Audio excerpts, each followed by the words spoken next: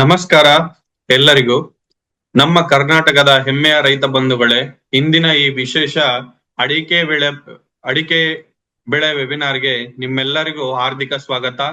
ನಾವು ನೆಟಾಫಿಮ್ irrigation India private limited, ಪ್ರಪಂಚದ number 1 ನೀರಾವರಿ ಕಂಪನಿ. ಅಡಿಕೆ ನಮ್ಮ ಕರ್ನಾಟಕ ರಾಜ್ಯದ ಪ್ರಮುಖ ಬೆಳೆಗಳಲ್ಲಿ ಒಂದು. ವಿಶೇಷವಾಗಿ ಮಲೆನಾಡು ಕರಾವಳಿ ಭಾಗಗಳಲ್ಲಿ ಇವತ್ತಿನ ದಿನಮಾನಗಳಲ್ಲಿ ಸಾವಿರಾರು ಕುಟುಂಬಕ್ಕೆ ಒಂದು ಜೀವನೋಪಾಯ ಮತ್ತು ಬೆಳೆಗೆ ಇದು ಬೆನ್ನೆಲುಬಾಗಿದೆ. ಸೊ ಇಂದಿನ ದಿನ ನಾವು ಅಡಿಕೆ ಬೆಳೆಯನ್ನ ಹನಿ ನೀರಾವರಿಯನ್ನ ಉಪಯೋಗಿಸಿಕೊಂಡು ಯಾವ ತರ ಬೆಳೆ ಬೆಳೆಯಬಹುದು ಮತ್ತು ಪ್ರಮುಖವಾಗಿ ಮಣ್ಣಿನ ಮ್ಯಾನೇಜ್ಮೆಂಟ್ ಮಣ್ಣಿನ ಗುಣಮಟ್ಟವನ್ನ ಯಾವ ರೀತಿಯಲ್ಲಿ ನಾವು ಕಾಪಾಡಿಕೊಳ್ಳಬಹುದು ಮತ್ತು ರಸ ನೀರಾವರಿಯನ್ನ ರಸಗೊಬ್ಬರಗಳನ್ನ ಯಾವ ತರದಲ್ಲಿ ಅಡಿಕೆ ಬೆಳೆಗೆ ಕೊಡಬಹುದು, ಇವತ್ತಿನ ದಿನಮಾನಗಳಲ್ಲಿ ಅಡಿಕೆ ಬೆಳೆಗೆ ಎದುರಾಗಿರುವ ಸವಾಲುಗಳೇನು, ಅದನ್ನ ನಾವು ಯಾವ ತರ ಟ್ಯಾಕಲ್ ಮಾಡಬಹುದು, ಉತ್ತರಗಳನ್ನ ಕಂಡು ಹಿಡಿಯಬಹುದು ಎಂದು ಈ ದಿನದ ಈ ವೆಬಿನಾರ್ ಅಲ್ಲಿ ನಾವು ಕಂಡುಕೊಳ್ಳಬಹುದು. ಈ ದಿನದ ಮುಖ್ಯ ಅತಿಥಿಗಳಾಗಿ ನಮ್ಮ ಜೊತೆ ಇದ್ದಾರೆ ಮಿಸ್ಟರ್ KR ಹುಲ್ಲುನಾಚೇಗೌಡ, ಅಡಿಕೆ ತಜ್ಞರು, ಮತ್ತು ನಮ್ಮ Netafim irrigation India private limited company ವತಿಯಿಂದ ಮಿಸ್ಟರ್ ಅಂಜನಪ್ಪ, ಬೇಸಾಯ ಶಾಸ್ತ್ರ ತಜ್ಞರು, ಕರ್ನಾಟಕ. ಅವರು ಈ ಬೆಳೆಯಲ್ಲಿ ಸುಮಾರು 15 ವರ್ಷಗಳ ಯಶಸ್ವಿ ಎಕ್ಸ್ಪೀರಿಯನ್ಸ್ ಅನ್ನ ಹೊಂದಿದ್ದಾರೆ.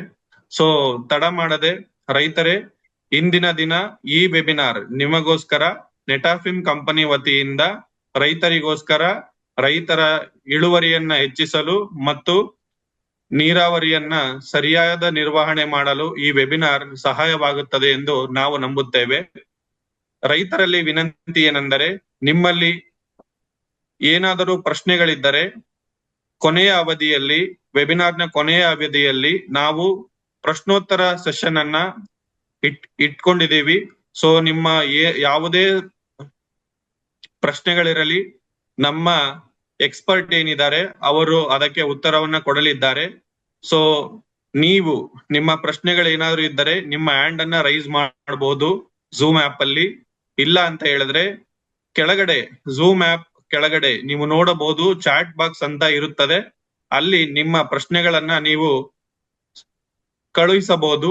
ಎಲ್ಲಾ ಪ್ರಶ್ನೆಗಳು, ಮುಖ್ಯವಾದ ಪ್ರಶ್ನೆಗಳನ್ನ ನಾವು ಎಕ್ಸ್ಪರ್ಟ್ ಕಡೆಯಿಂದ ಮಾಹಿತಿಯನ್ನ ಕೊಡಲು ಪ್ರಯತ್ನಿಸುತ್ತೇವೆ. ಸೊ ತಡ ಮಾಡದೆ ನಾನು ಈಗ ಆಹ್ವಾನ ಮಾಡುತ್ತೇನೆ ಮಿಸ್ಟರ್ ಅಂಜನಪ್ಪ, ಬೇಸಾಯ ಶಾಸ್ತ್ರಜ್ಞರು, Netafim irrigation India private limited, Karnataka. Over to you sir. Thank you, Kiran.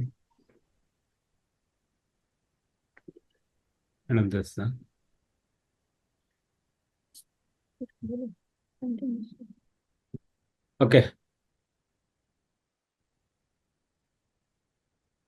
So screen is visible, na?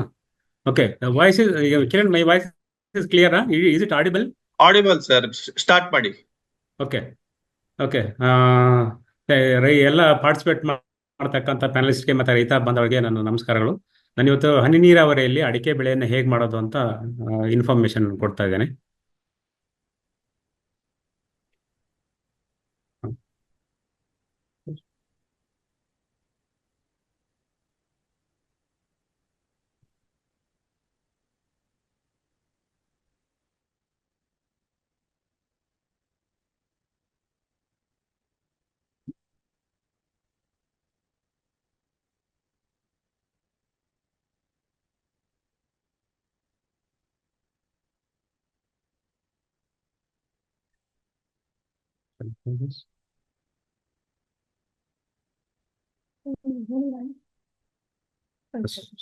Alt tab.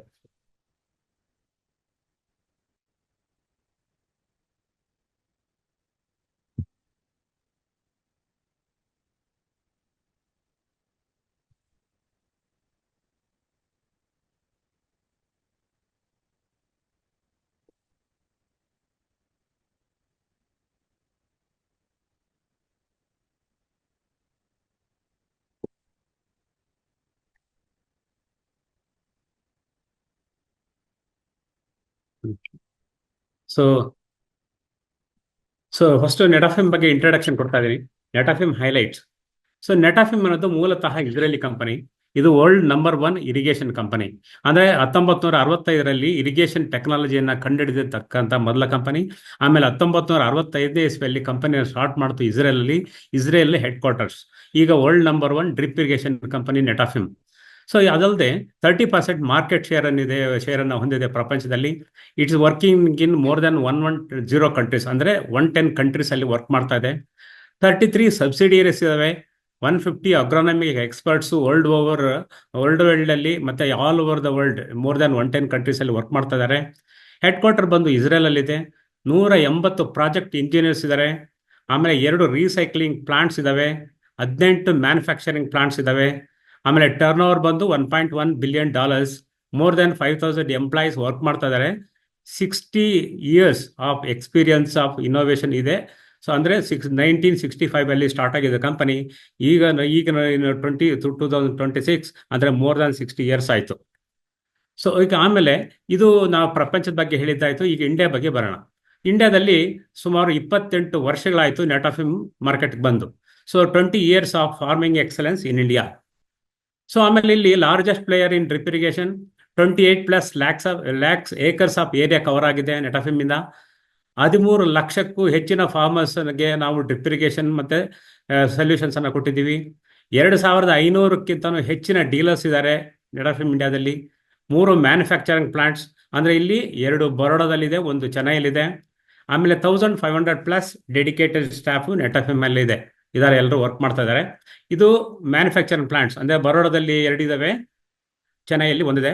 ಆಮೇಲೆ 4 regional offices, 3 manufacturing plants factories, 11 state offices, 13 warehouses ಇದಾವೆ.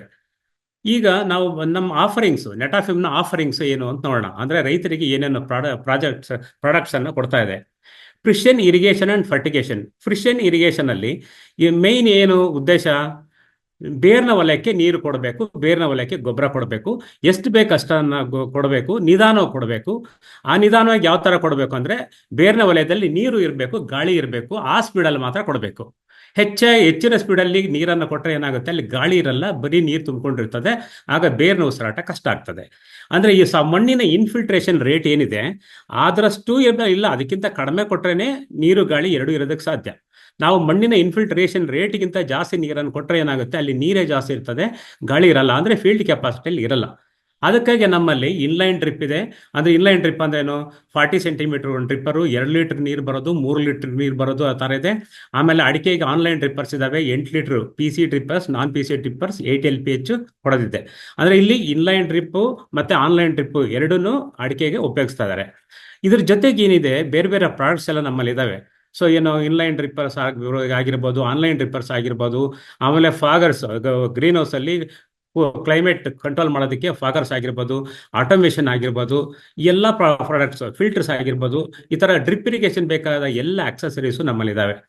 ಆಮೇಲೆ ಇನ್ನೊಂದು ಕಮ್ಯುನಿಟಿ ಪ್ರಾಜೆಕ್ಟ್ಸ್ ಅಂದ್ರೆ ಇದು ಸಾಮಾನ್ಯವಾಗಿ government ಕೊಡ್ತಕ್ಕಂಥ projects ನೆಟಾಫಿಮ್ handle ಮಾಡ್ತಾ ಇದೆ.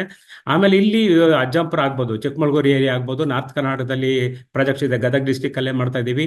ಸೊ ಈ ತರ ಗೌರ್ಮೆಂಟ್ ಇರಿಗೇಷನ್ ಪ್ರಾಜೆಕ್ಟ್ಸ್ ಅನ್ನ ನೆಟಾಫಿಮ್ ಹ್ಯಾಂಡಲ್ ಮಾಡ್ತಾ ಇದೆ.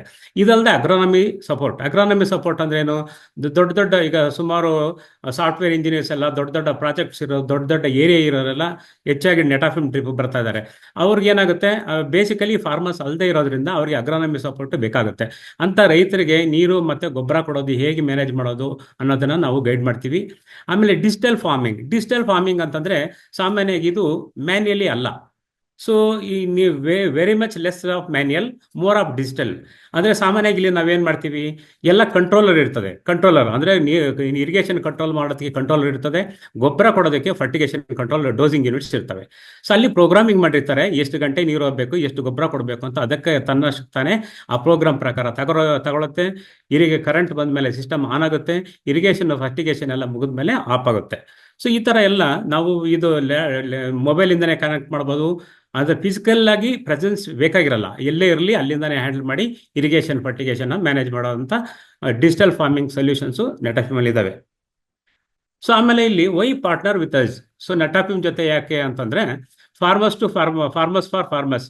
ನೆಟಾಫಿಮ್ ಅನ್ನೋದು ಸ್ಟಾರ್ಟ್ ಆಗಿದ್ದು ಇಸ್ರೇಲ್ ಅಲ್ಲಿ, ಅಂದ್ರೆ ಕಿಬುಟ್ಸ್ ಇಂದ, ಅಂದ್ರೂ ರೈತರ ಕಮ್ಯುನಿಟಿ. ಸೊ ಅವರು ಸ್ಟಾರ್ಟ್ ಮಾಡಿದ್ರು. ಆಮೇಲೆ ಆಗಿಂದ ಏನಾಗ ರೈತರಿಗೆ ಏನೇನು ಸೊಲ್ಯೂಷನ್ಸ್ ಬೇಕೋ ಅದನ್ನ ನೆಟಾಫಿಮ್ ಇನ್ವೆಂಟ್ ಮಾಡ್ತಾ ಇದೆ. ಸೊ ಮೋರ್ ದನ್ 110 ಅಂದ್ರೆ 110 ಕಂಟ್ರೀಸ್ ಅಲ್ಲಿ ಕೊಡ್ತಾ ಇದೆ. Number 1 irrigation company, strong global presence, more than 110 countries ಅಲ್ಲಿ ಇದಾವೆ. ಮತ್ತೆ ವೈಡ್ ರೇಂಜ್ ಆಫ್ ಪ್ರಾಡಕ್ಟ್ಸ್ ಇದೆ. Leading precision irrigation and digital farming technology. ಇವಾಗ ಹೇಳ್ದಂಗೆ ಸೊ ನಮಗೆ ಈ ದೊಡ್ಡ ದೊಡ್ಡ ಪ್ರಾಜೆಕ್ಟ್ಸ್ ಇದಾವೆ ಅಂತ ಇಟ್ಕೊಳ್ಳಿ, ಕಮ್ಯುನಿಟಿ ಇರಿಗೇಷನ್ ಪ್ರಾಜೆಕ್ಟ್ಸ್ ಸಾವಿರಾರು ಎಕರೆ ಇದಾವೆ. ಸೊ ಲಕ್ಷಾಂತರ ಎಕರೆಯಲ್ಲಿ ಇದ್ದಾಗ ಏನಾಗುತ್ತೆ, ಅದು ಡಿಜಿಟಲ್ ಫಾರ್ಮಿಂಗ್ ಬೇಕಾಗುತ್ತೆ. ಹಾಗಾಗಿ ಏನಾಗುತ್ತೆ, ಡಿಜಿಟಲ್ ಫಾರ್ಮಿಂಗ್ ಸೊಲ್ಯೂಷನ್ಸ್ ಅಂದ್ರೆ irrigation control, fertiliser control, maintenance, management, precision, ಇದ್ರ ಬಗ್ಗೆ ಎಲ್ಲ ಮಾಡ್ತಾ ಇದೀವಿ. ಆಮೇಲೆ ಎಂಡ್ ಟು ಎಂಡ್ ಸೊಲ್ಯೂಷನ್ಸ್ ಅಂದ್ರೆ ಏನಿಲ್ಲಿ, ಫಸ್ಟ್ ಸರ್ವೆ ಮಾಡೋದು, ಆಮೇಲೆ ಡಿಸೈನ್ ಮಾಡೋದು, ಆಮೇಲೆ ಇಂಪ್ಲಿಮೆಂಟೇಷನ್ ಆಗೋ ಥರ ನೋಡ್ಕೊಳ್ಳೋದು, ಇವೆಲ್ಲ end to end solutions. 60 years of thorough innovative knowledge Netafim ಇದೆ. ಸೊ ಇದು ನೆಟಾಫಿಮ್ ಬಗ್ಗೆ ಆಯ್ತು. ಇನ್ನು ಮುಂದೆ ಅಡಿಕೆಗೆ ಬರೋಣ. ಅಡಿಕೆ ಈಗ ಸಾಮಾನ್ಯವಾಗಿ ಇವತ್ತು ಅಡಿಕೆ ಎಲ್ಲಾ ಏರಿಯಾಗಳಲ್ಲಿ ಬೆಳೀತಾ ಇದ್ದಾರೆ. ಸೊ ಅಡಿಕೆ ಬೆಳೆಯೋದು ಎಲ್ಲಾ ತರದ ಮಣ್ಣುಗಳಲ್ಲಿ ಬೆಳಿಬೋದು.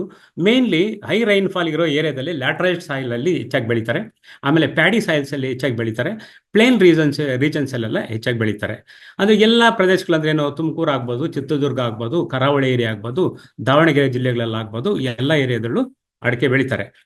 ಅಡಿಕೆ ಉತ್ಪಾದನೆಯಲ್ಲಿ ಪ್ರಪಂಚದಲ್ಲಿ ಭಾರತ ನಂಬರ್ 1 ಇದೆ. ಹಾಗೆ ಕರ್ನಾಟಕನೂ ನಂಬರ್ 1 ಇದೆ ಭಾರತದಲ್ಲಿ. ಸೊ ಈಗ ಈ ಸಾಮಾನ್ಯವಾಗಿ ಅಡಿಕೆ ಎಲ್ಲಾ ಜಿಲ್ಲೆಗಳಲ್ಲೂ ಬೆಳೀತಾರೆ. ದಕ್ಷಿಣ ಕನ್ನಡ ಜಿಲ್ಲೆಯಲ್ಲಿ ಹೆಚ್ಚಾಗಿ ಬೆಳೀತಾರೆ. ನಂತರ ಉತ್ತರ ಕನ್ನಡ, ಶಿವಮೊಗ್ಗ, ಚಿಕ್ಕಮಗಳೂರು ಎಲ್ಲ ಏರಿಯಾಗಳಲ್ಲೂ ಬೆಳೀತಾರೆ. ಅಡಿಕೆ ಮರದಿಂದ ಉಪಯೋಗ ಜಾಸ್ತಿ ಇದೆ. ಸೊ ಹಾಗಾಗಿ ಬೇಕಾದಷ್ಟು ಉಪಯೋಗ ಇರೋದ್ರಿಂದ ನಾನು ಜಸ್ಟ್ ಡ್ರಿಪ್ ಇರಿಗೇಷನ್ ಕಾನ್ಸಂಟ್ರೇಷನ್ ಮಾಡ್ತೀನಿ, ಮತ್ತೆ ಫರ್ಟಿಗೇಷನ್, ಮ್ಯಾನೇಜ್ಮೆಂಟ್ ಇದ್ರ ಬಗ್ಗೆ ನೋಡ್ತೀನಿ. ಅಡಿಕೆ ಮೂಲತಃ ಉಷ್ಣವಲಯದ ಬೆಳೆ. ಸೊ ಶೀತೋಷ್ಣ ಹವಾಗುಣದಲ್ಲಿ ಚೆನ್ನಾಗಿ ಬೆಳೀತದೆ. ಆಮೇಲೆ ಇಲ್ಲಿ ಟೆಂಪರೇಚರ್ ರೇಂಜ್ ಮುಖ್ಯ, 16 ರಿಂದ 36 ಡಿಗ್ರಿ. ಬಟ್ 20 ರಿಂದ 25 ಡಿಗ್ರಿ ಆದ್ರೆ ಬೆಸ್ಟ್, ಚೆನ್ನಾಗಿ ಬರುತ್ತೆ. ಸೊ 36, 40 ಆಯ್ತು ಅಂದ್ರೆ ಸ್ವಲ್ಪ ಕಷ್ಟ ಆಗುತ್ತೆ ಗಿಡಗಳಿಗೆ. ಸೊ ಮತ್ತೆ ರೈನ್ ಫಾಲ್ ರೇಂಜ್ ಕೊಟ್ಟಿದ್ದಾರೆ ಇಲ್ಲಿ 750 to 4500 ಮಿಲಿಮೀಟರ್, ಆ ರೇಂಜ್ ಅಲ್ಲಿ ಬೆಳಿಬಹುದು ಅಂತ. ಇಲ್ಲಿ ಒಂದು ಅಡಿಕೆ ತೋಟದ ಒಂದು ಪಿಕ್ಚರ್ ತೋರಿಸ್ತಾ ಇದ್ದೀನಿ. ಇದು ಆಕ್ಚುಲಿ ಇನ್ಲೈನ್ ಮಾಡಿದ್ದಾರೆ, ಅಂದ್ರೆ inline, double lateral inline. So ಇಲ್ಲಿ ಕಾಣ್ತದಲ್ಲ, ಇವು 2 ಲ್ಯಾಟ್ರಲ್ಸ್ ಇದಾವೆ, ಆ ಕಡೆ ಒಂದು ಈ ಕಡೆ ಒಂದು, ಡಬಲ್ ಲ್ಯಾಟ್ರಲ್ ಇನ್ಲೈನ್ ಇದೆ. ಸೊ ಇಲ್ಲಿ ಈ ತೋಟದಲ್ಲಿ ಯೂಸ್ ಮಾಡಿದ್ದಾರೆ.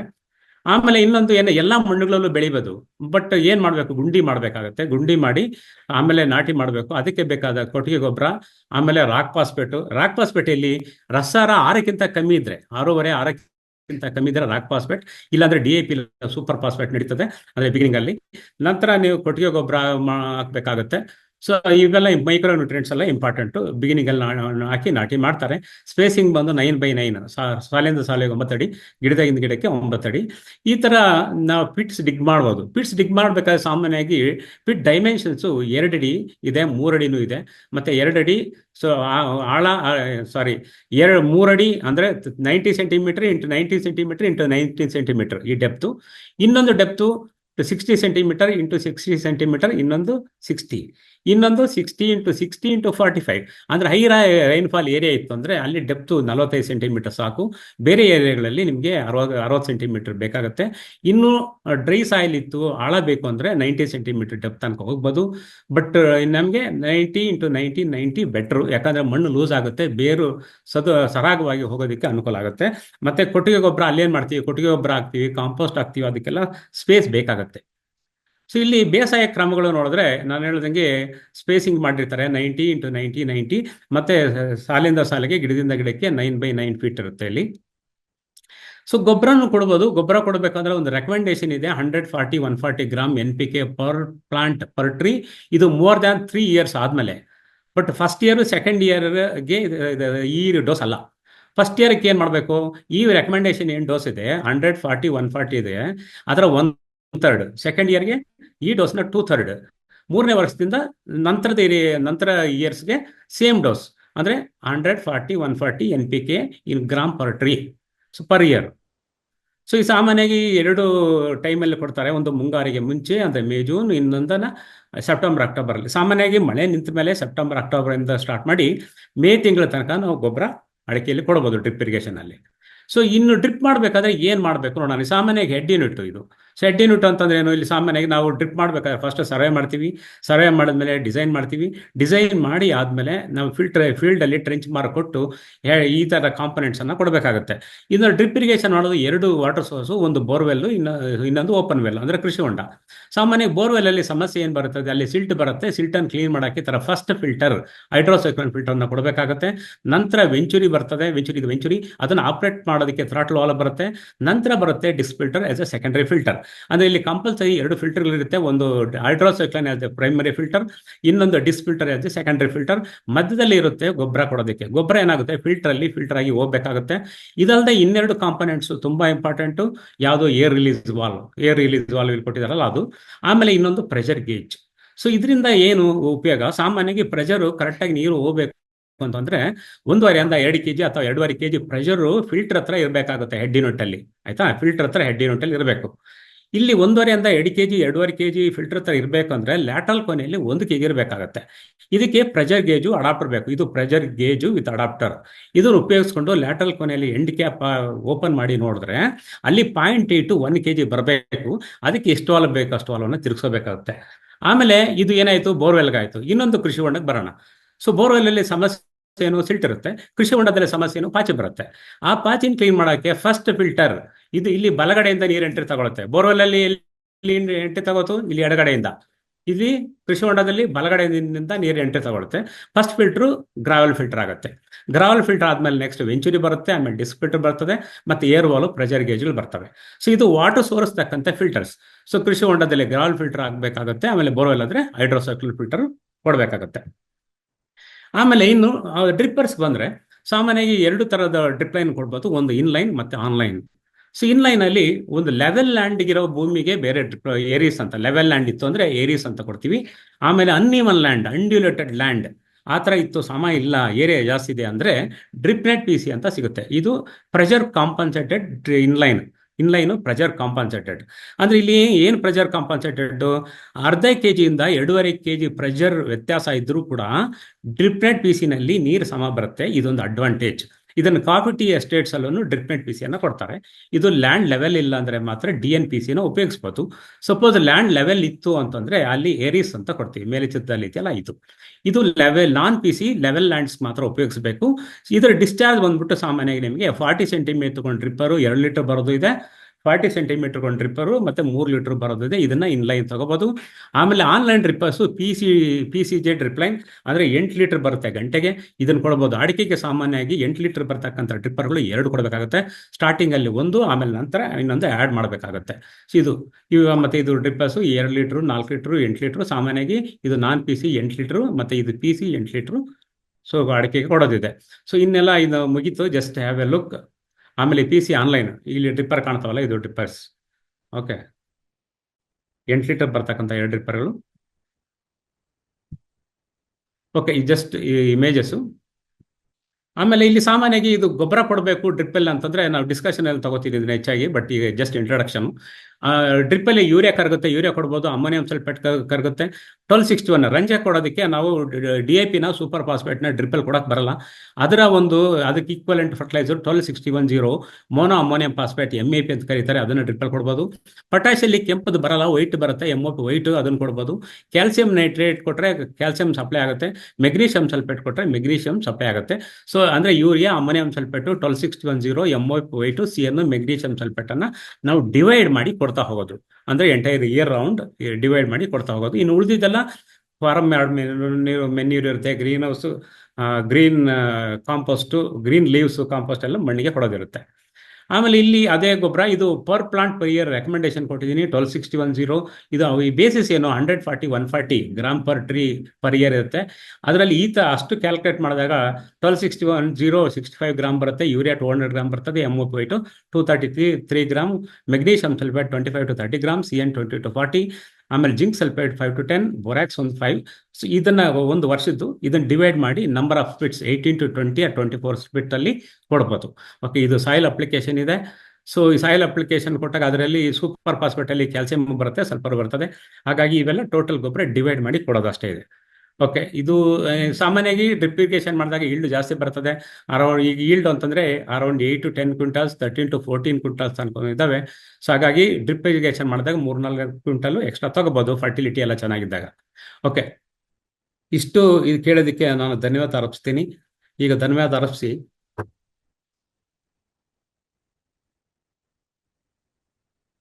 ಓಕೆ.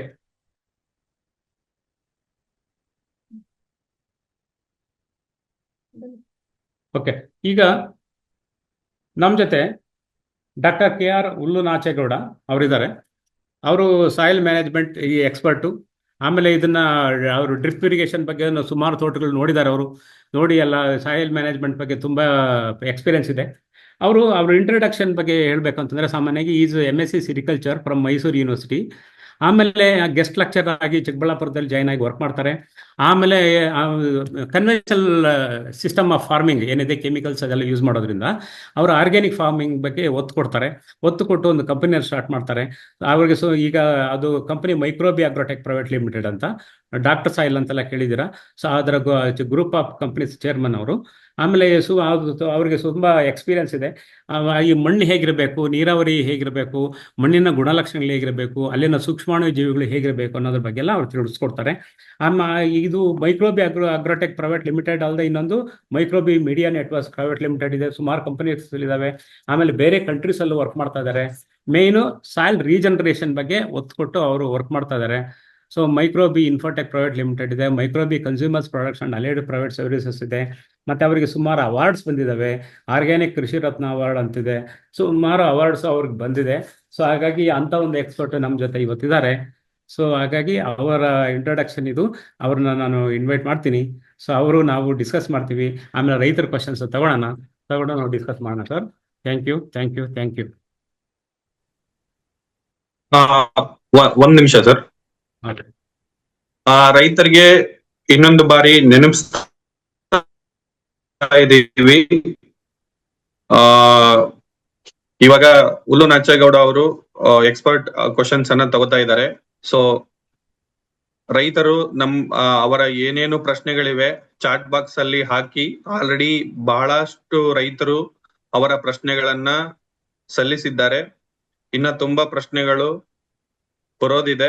ಸೊ ಚಾಟ್ ಬಾಕ್ಸ್ ಅಲ್ಲಿ ಪ್ರಶ್ನೆಗಳನ್ನ ಹಾಕಿ ನಾವು ಅದಕ್ಕೆ ಉತ್ತರಗಳನ್ನ ಎಕ್ಸ್ಪರ್ಟ್ ಆದಂತ ಡಾಕ್ಟರ್ KR ಹುಲ್ಲುನಾಚೇಗೌಡ ಅವರಿಂದ ತಿಳಿಸಿಕೊಡ್ತೀವಿ.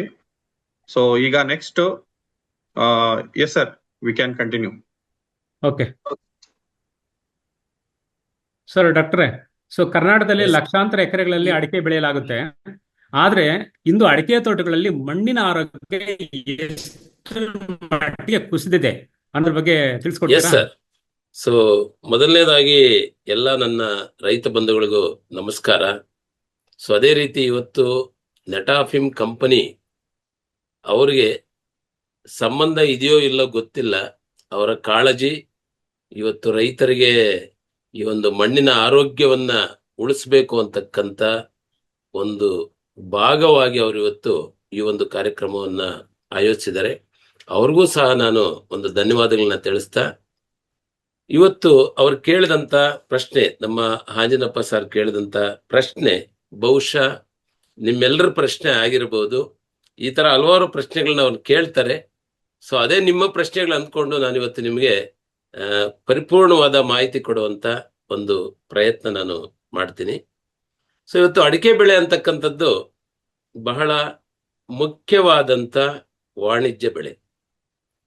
ಯಾಕೆ ಅಂತಂದ್ರೆ ಒಂದು ಕುಟುಂಬಕ್ಕೆ ಆರ್ಥಿಕ ವ್ಯವಸ್ಥೆ ಅನ್ನೋದು ಬಹಳ ಮುಖ್ಯ. ಸೊ ಇದರ ಮೇಲೆ ಡಿಪೆಂಡ್ ಆಗಿ ಇವತ್ತು ಕುಟುಂಬಗಳನ್ನ ನಿರ್ವಹಣೆ ಮಾಡ್ಕೊಂಡು ಹೋಗ್ತಾ ಇರ್ತಕ್ಕಂಥ ಲಕ್ಷಾಂತರ ಕುಟುಂಬಗಳಿಗೆ ಈ ಒಂದು ಮುಖ್ಯವಾದ ವಿಚಾರ ತಲುಪಬೇಕಾಗಿದೆ.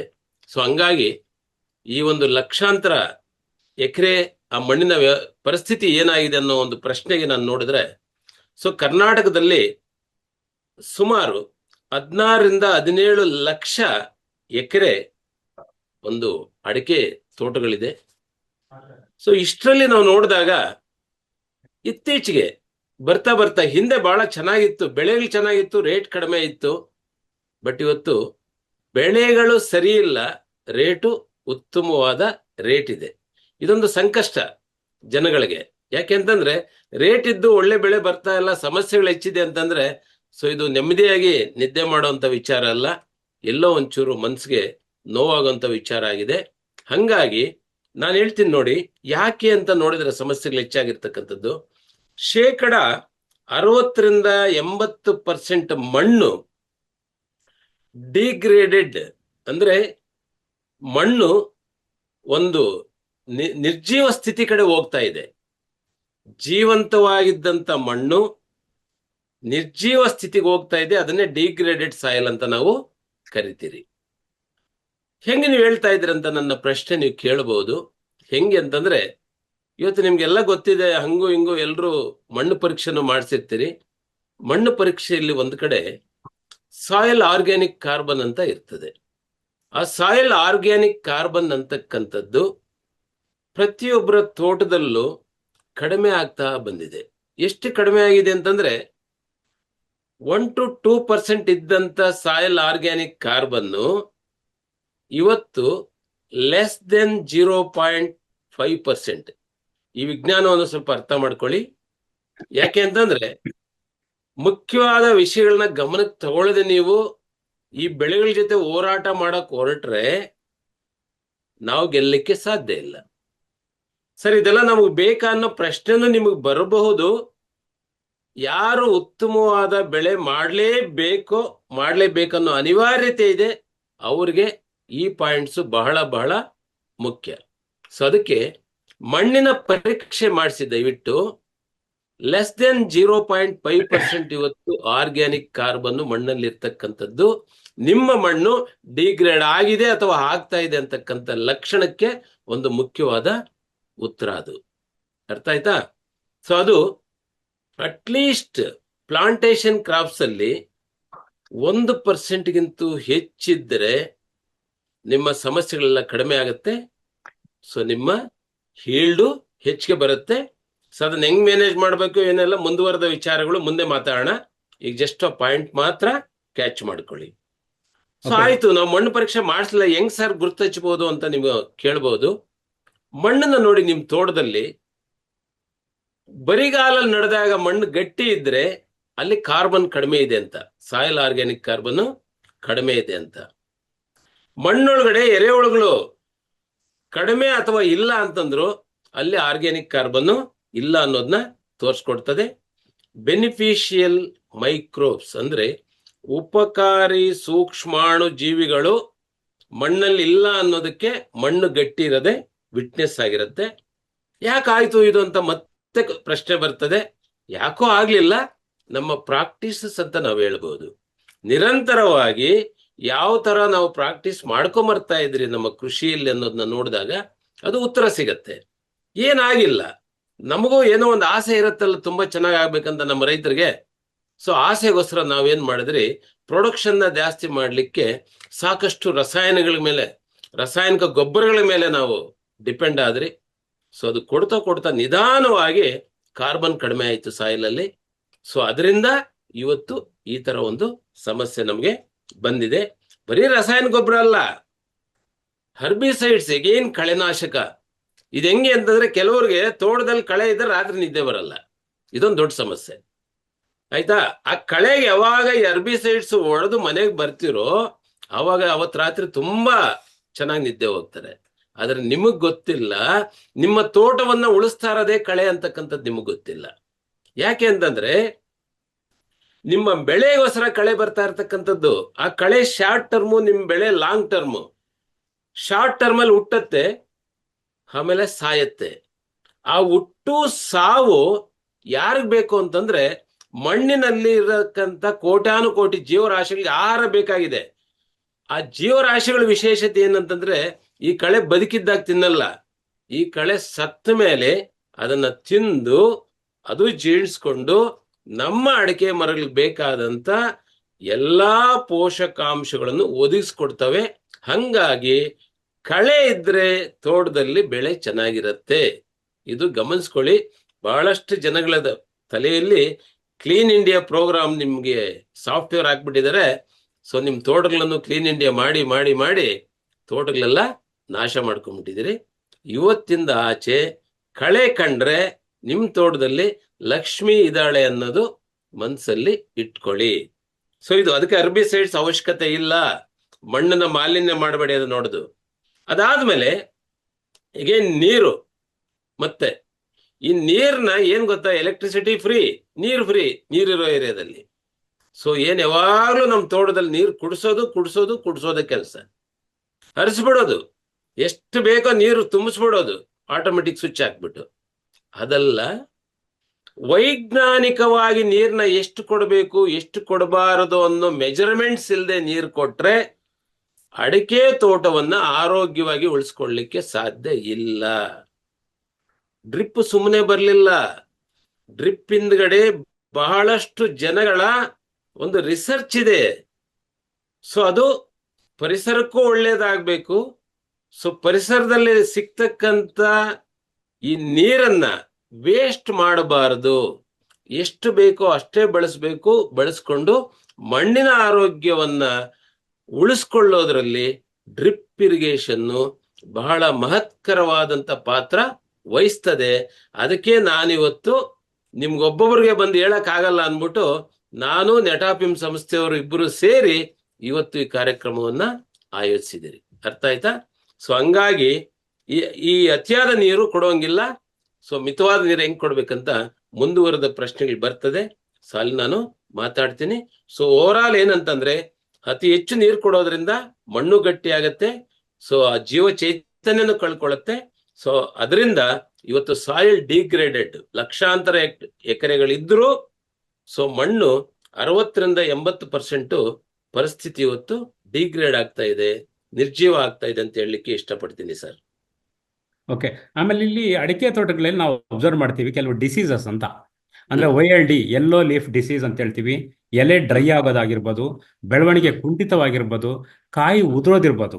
ಇವು ಕೇವಲ ರೋಗಗಳ ಲಕ್ಷಣಗಳ ಅಥವಾ ಮಣ್ಣಿನ ದೊಡ್ಡ ಸಮಸ್ಯೆಗಳ ಸೂಚನೆಯನ್ನ?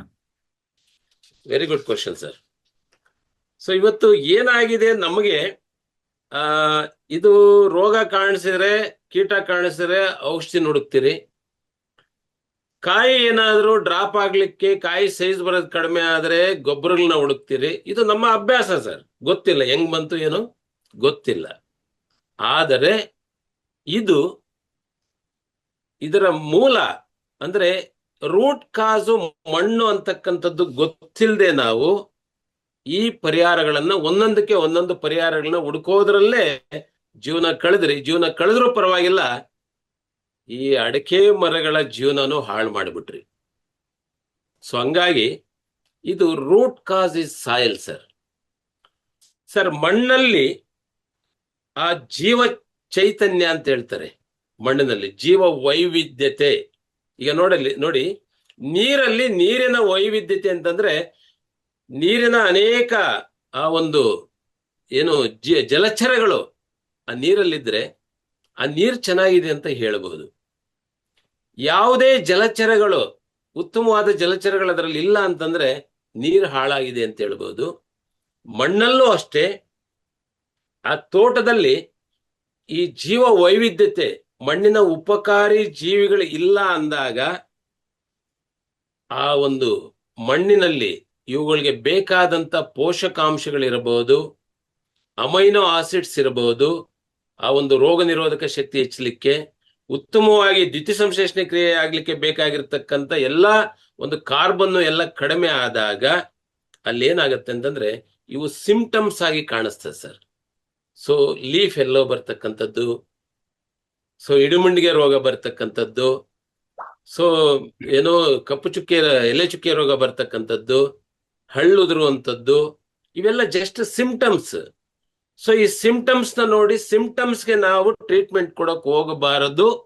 ನಾವು ಕೊಡಬೇಕಾಗಿರೋದು ಆ ಮಣ್ಣಿನ ಜೀವ ವೈವಿಧ್ಯತೆ ಕಡಿಮೆ ಆಗಿದೆ ಅಂತಕ್ಕಂಥದ್ದನ್ನ ನಮ್ಮ ಒಂದು ಕ್ಲಾರಿಟಿ ನಮಗ್ ಸಿಕ್ಕಿದ್ದೆ ಆದ್ರೆ ಈ ಸಮಸ್ಯೆಯನ್ನ ಸರಿ ಮಾಡಬಹುದು ಸರ್.